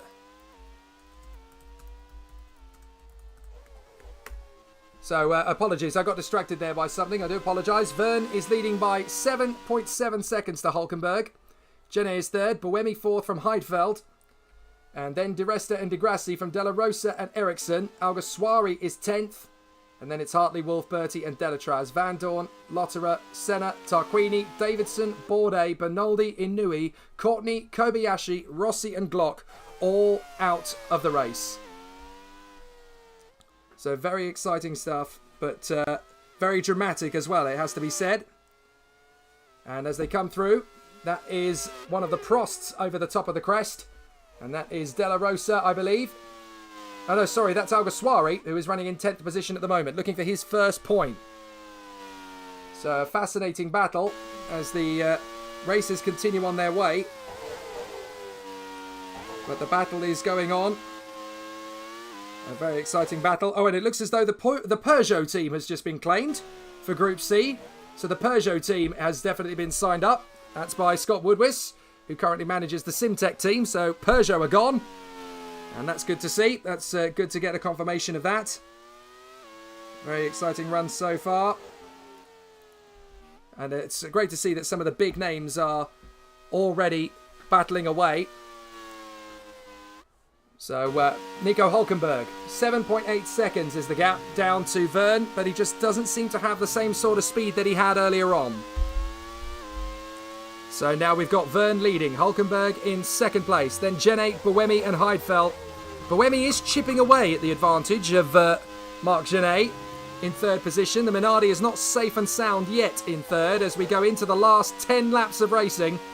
Jean-Eric Verne is about to start lap 50.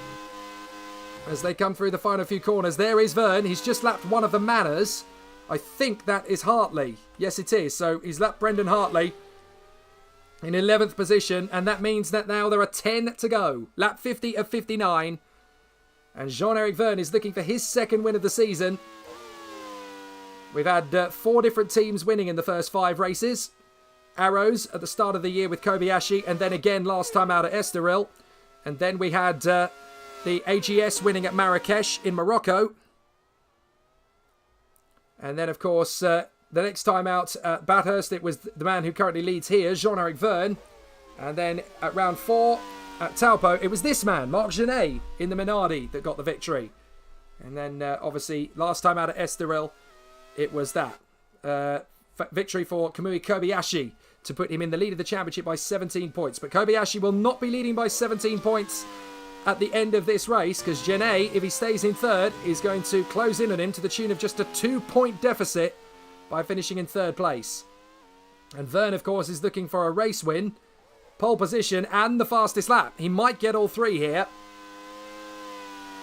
So at the moment, the Prosts are running well in the top 10. Both cars, 8th and 10th, which is pretty impressive considering all that's happened to them over the course of the race thus far.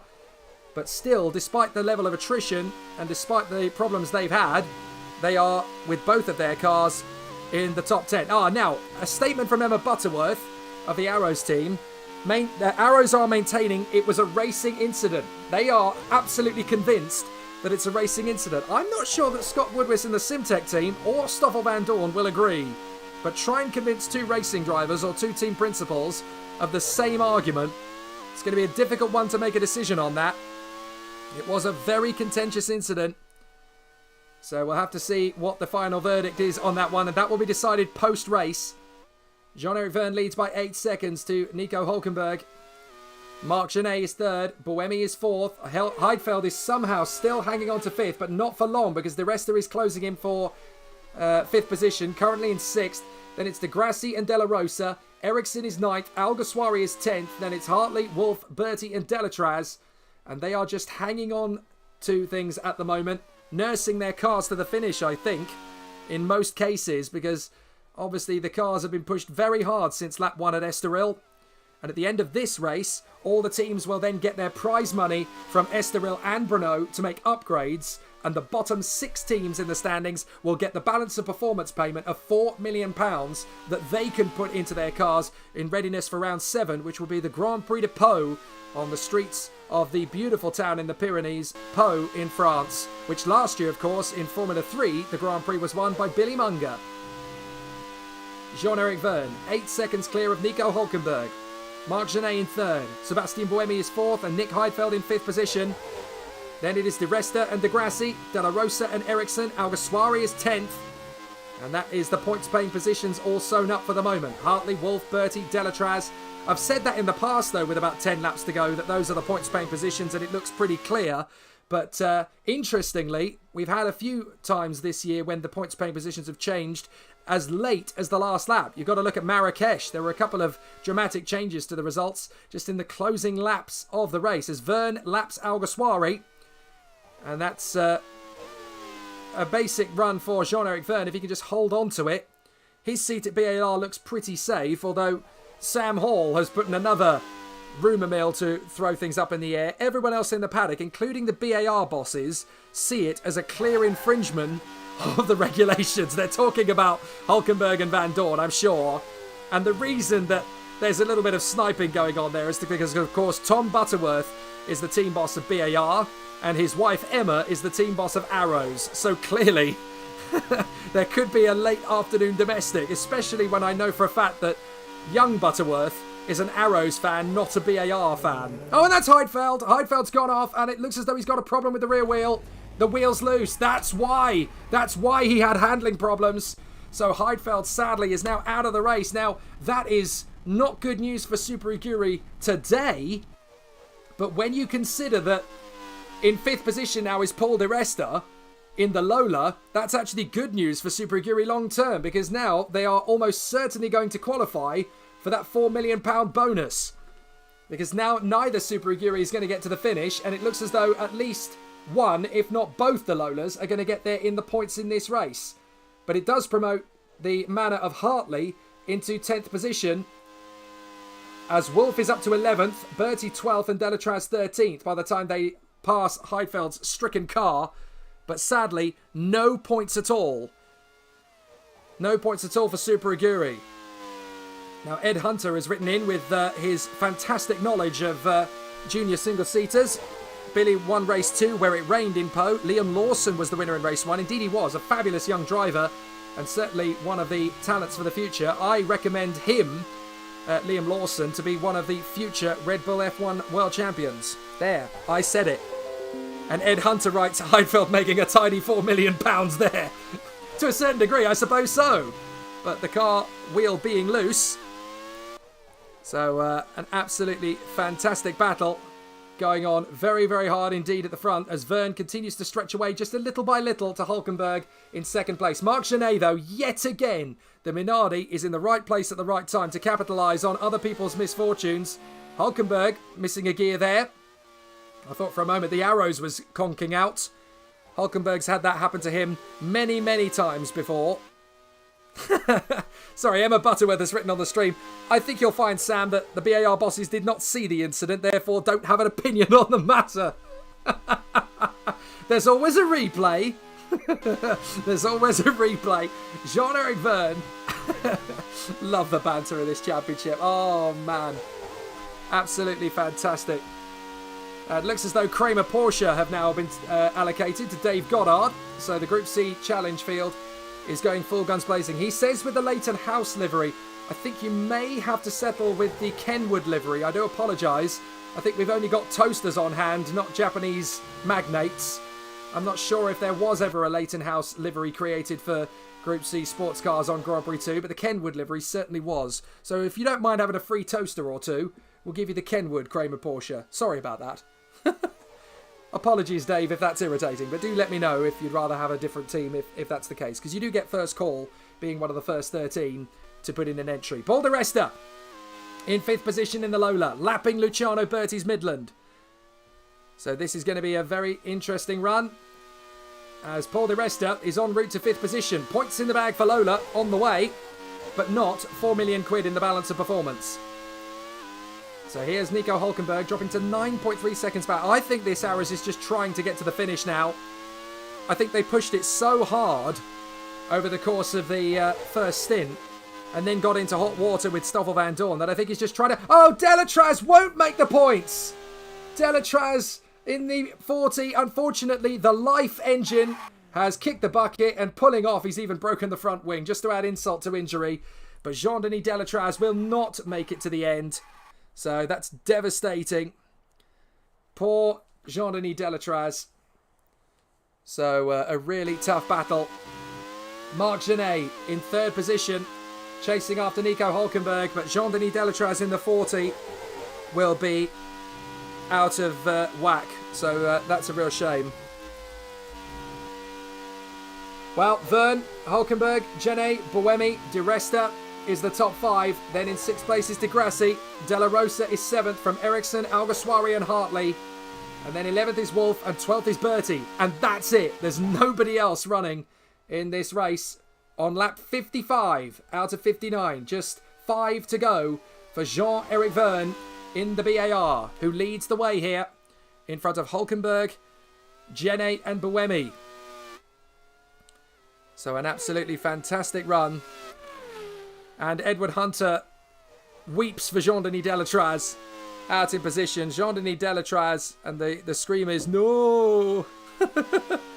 Oh, poor Jean-Denis Delatraz. Well, Edward Hunter saying, I'm happy with whatever livery for the Jaguar. Fortunately, you get the Castrol livery on the Jaguar. It looks pretty cool in Grand Prix 2 mode. Hopefully that's a good enough livery. It's definitely, it looks very cool on the stream, and it'll be the Castrol TWR Jaguar. There are actually 2 Jaguar squads. One is the junior team, which is the US-backed squad with the Bud Light livery. And the other one is the Castrol Racing. That's for the senior works team. So that's the one. Unfortunately, we did have to make a decision. For this one, for this particular group, we can't really do anything about the BAR because they always carried a certain form of advertising, which we won't go into and certainly won't make mention of. But Jaime Alguersuari is up to 9th place, battling away with Hartley, and it was short-lived because there goes Hartley. But Alguersuari's hanging on to it. Alguersuari's still battling, but he can't quite get there. Hartley is through into 9th place now. And that's for the final couple of points in this race, of course. As Hartley tries to get past Alguersuari and makes the move stick. Jean-Eric Vergne closing in on Marcus Ericsson to lap him. But Ericsson is looking for 3 more points for the Simtech team. Oh, sorry, 4 more points for the Simtech team. My apologies. In 8th place. And it looks as though Dave Goddard is going for the second Jaguar team. So both Jaguar squads are gone. They are popular, those cars.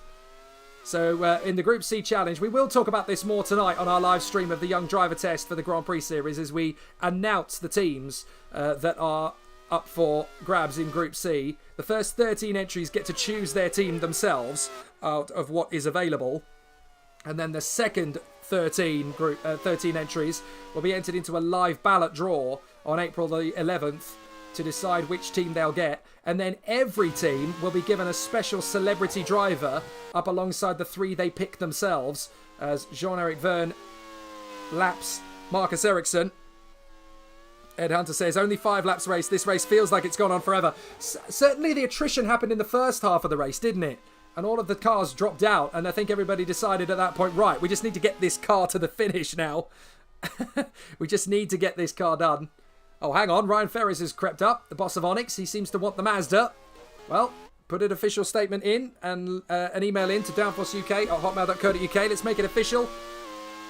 It's £5 for an entry for the entire season if you want to do that. 10 races, and they are long races. I should point out they are proper long races. Same length as a Grand Prix, if not slightly longer, with it being a sports car race.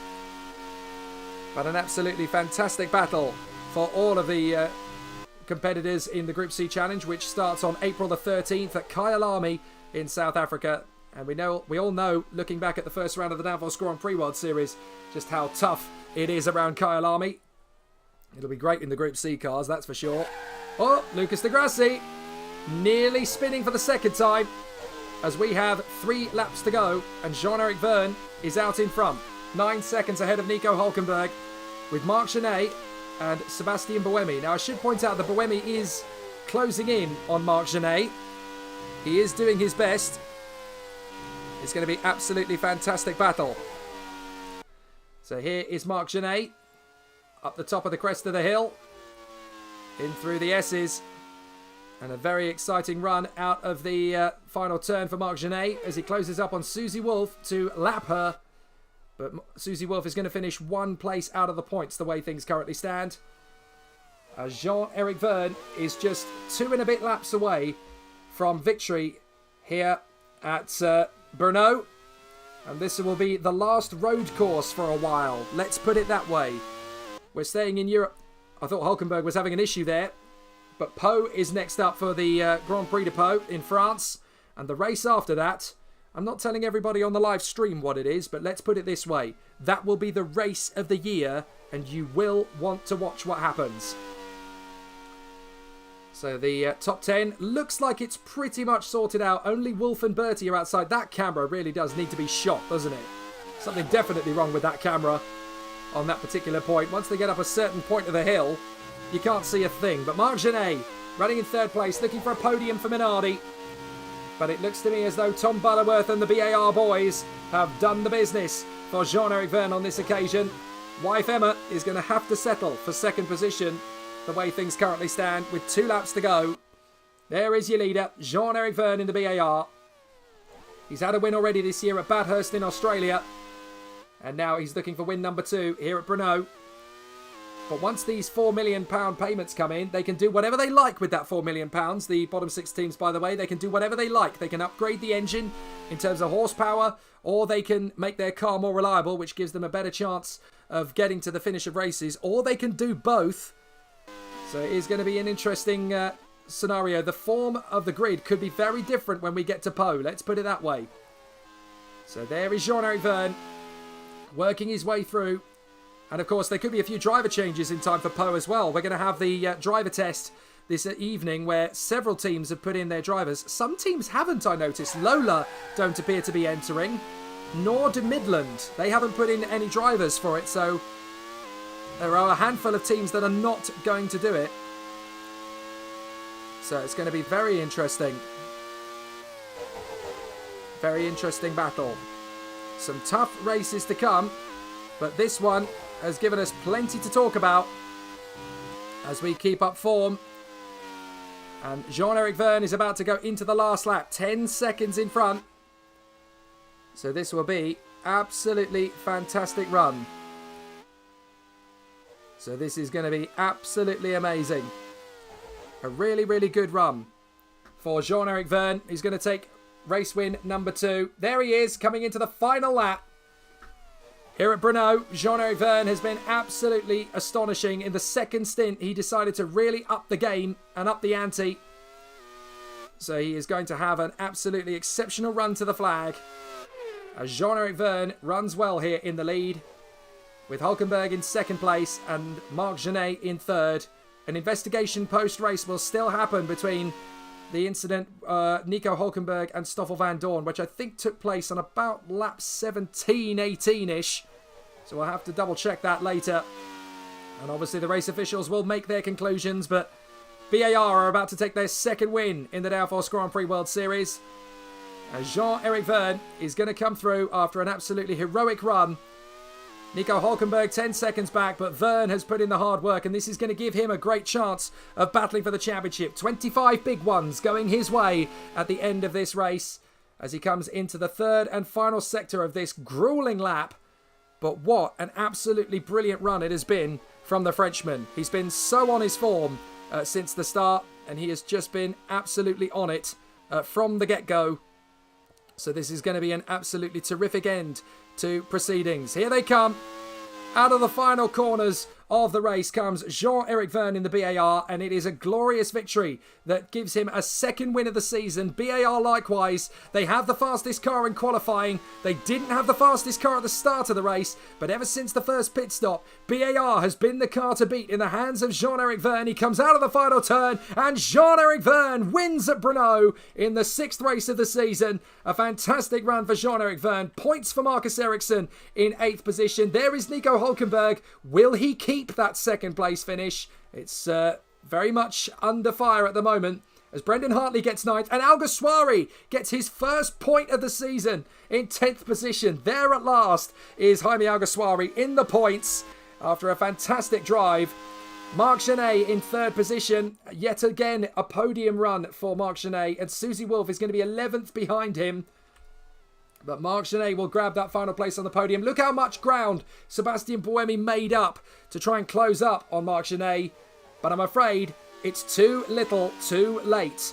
And very devastating for Sebastian Buemi in 4th position. Still, there's going to be rumours about his place in the team. But across the line he comes in 4th.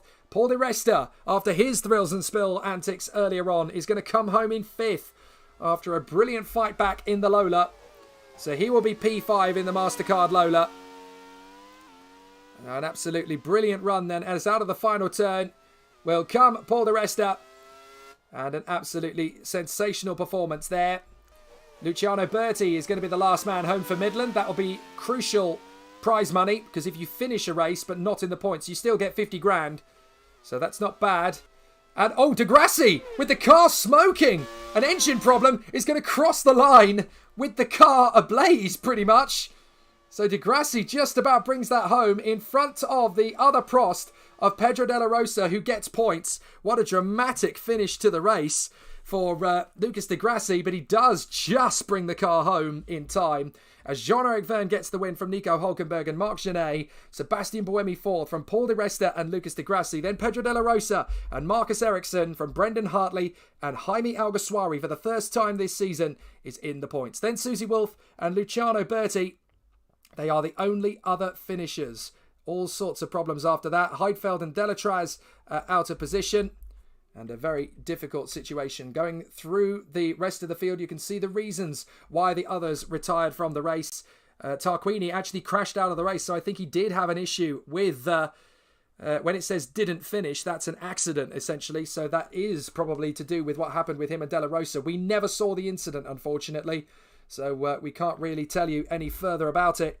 But what a dramatic race that was, and an absolutely fantastic spectacle for all those of you watching along at home. So let's go down to the pits as we talk with all the various team bosses about their emotions. Let's start with a rather sorry Sam Hall, I think, after a very dramatic end to proceedings. I'll go down into the pit lane and have a word with people. Sam Hall, I think we'll start with in the manner. That was a pretty smoky end to proceedings. You've obviously announced your intent to manage the Sauber Mercedes team in the Group C Challenge, but I think you're going to need some very interesting mechanics there to keep an eye on things, with Lucas Degrassi very nearly not making the finish. Well, yeah, as we know, the engines get carried. If it was going to blow, that's an ideal time for it to blow. We get a fresh engine for the next race. Very true. So Lucas obviously P6 and then Brendan P9, 2 points finishes. I think that's our first double points finish, maybe even our first double finish of the season. So yeah, I'll take that. Fresh engine for the next race, and yeah, take that. Absolutely fantastic. So points on the board for Manor. That's good news. Over to Ryan Ferris. Ryan, a disappointing end to the race in the end for Onyx. They had a good chance for a double points finish, and it rather came to naught in the end. Yeah, really frustrating. It was not even half race distance both cars made. Obviously, Bourdais had his engine blowout last race, and then he had the problem with, I believe, was it the transmission? I can't quite remember. On this race, and you had the suspensions failure for Senna. So, yeah, massively disappointing, and yeah, we really need to kind of have some cash injection at some point. It's a tricky one, but hopefully next time out at Po, the Onyx will be going full guns blazing. And I hear there's a rumour going around that you might be taking the helm of the Mazda team in Group C. It is possible, but yeah, if the management doesn't go too well in this season, I don't know if the Mazda team would want me or not. I'm not. Well, we'll see what happens in the coming weeks. Thanks very much indeed, Ryan. Over to Tom Cairns. Well, we've been wanting the jinx to disappear for Prost, and now a double points finish. That's more like it. Yeah, it's nice indeed. I mean, Pedro had a really good race again, despite having that puncher he had earlier on. Otherwise, I think he would have got like 5th place or something like that had he not needing to be coming into the pits after the opening stages. Alguersuari did a good job as well to get the car home in 10th place. I mean, he got overtaken still by a few cars, but I think the fact that so many had gone out has clearly favoured him a lot, really. But nevertheless, I think given that we're in the bottom 6 still in the constructors, we'll still have that prize money to spend on what we need to do to improve the car in the coming races in Pau and Birmingham. Fantastic stuff, and a little bit of a hint there given by Tom Cairns. Yes, indeed, after Po will come round 8, and that will be the Birmingham Super Prix. Get ready, folks. That's going to be an absolutely amazing event. Over to Alex Goldschmidt of the Minardi team. Alex, a 3rd place finish for Marc Genet yet again. He's just so good at putting the car in the right place at the right time to get a decent haul of points. No, I think that's really one of the reasons why we, after Anthony's unfortunate retirement, he's actually decided to part ways with Minardi with immediate effect, Jake. So oh, wow. It looks like we're going to have a test test shootout between Alan McNish and Tom Christensen for the second seat at Minardi going into Po. It's a real shame because Anthony really could have had an opportunity to be a bit further up, but he just hasn't had the reliability luck that I think Mark's been blessed with. So it's a real shame. We're hoping to keep him on, as I said earlier on, but yeah, he really decided, that's it, I'm done, guys, but thanks anyhow. So we wish him all the very best. So it's dependent on who's best between Adam and Tom at the Young Drivers Test this evening. But yeah, third place, second still in the championship, but obviously now that means that we're a point ahead of Kamui and also 4 behind Jev. So it's tightened up at the front of the field. Really looking forward to going to Po and seeing how difficult that one's going to be. Well, that will be very interesting. Thanks for that, Alex, and hopefully Mark and whoever his teammate are going to be very strong at Po. Thanks for that. Finally, I suppose we should have a word with the Butterworth household. Tom Butterworth, first of all, race winner for BAR for the second time this season. Tom, the BAR team, it's a race of two halves, isn't it? Because Vern certainly seems to be dialed in. What of Sebastian Buemi's fate in the team? Well, we'll see how the young driver test goes today, to be honest with you. Sebastian is safe at the moment, but we will see how both Pascal and Kazuki form in the young driver test. Very, very happy with Jev's performance today. In fact, I'm actually incredibly pleased with Sebastian's performance. If it wasn't for a little bit of poor luck, he would have beaten Genet. He actually caught up over 20 seconds onto Marc Genet in that final stint after the throttle. So both drivers performed exceptionally today. Very, very happy with them. Just a shame with the issue with Sebastian's car, which is why we are granting the reprieve at the moment. No decision taken as yet. But looking forward to Po. The two cars have both got fantastic qualifying pace, and we all know that it's a track where qualifying is going to be key. Overtaking is going to be incredibly difficult, pretty much the opposite of this Brno round. So, looking forward to it, and hope we can keep up the good pace. Sounds interesting. Looking forward to seeing what happens there. Thanks, Tom. And finally, over to Emma Butterworth, team boss of Arrows. This is an interesting one because Nico did a fair job there in second position, but was leading comfortably in the first stint, had the pit stop, and then that incident with Stoffel van Dorn. What's your take on it? My take on it is it's a racing incident. I believe, looking at the onboard footage from Hulkenberg, he was quite quick on the run up to Van Dorn. He was in his DRS and went for a move and just locked up when braking into a corner. I believe it was a racing incident. Hulkenberg believes it was a racing incident, and we're sticking by our driver. Okay, that's fair enough. Do you think that there's a likelihood of a penalty because of the incident? I'm not sure. It's something that I would need to speak to the stewards about, and therefore I'm not prepared to comment any further. Fair enough. Okay, well, there's definitely some interesting battles to continue on for the remainder of the season. Thanks for watching.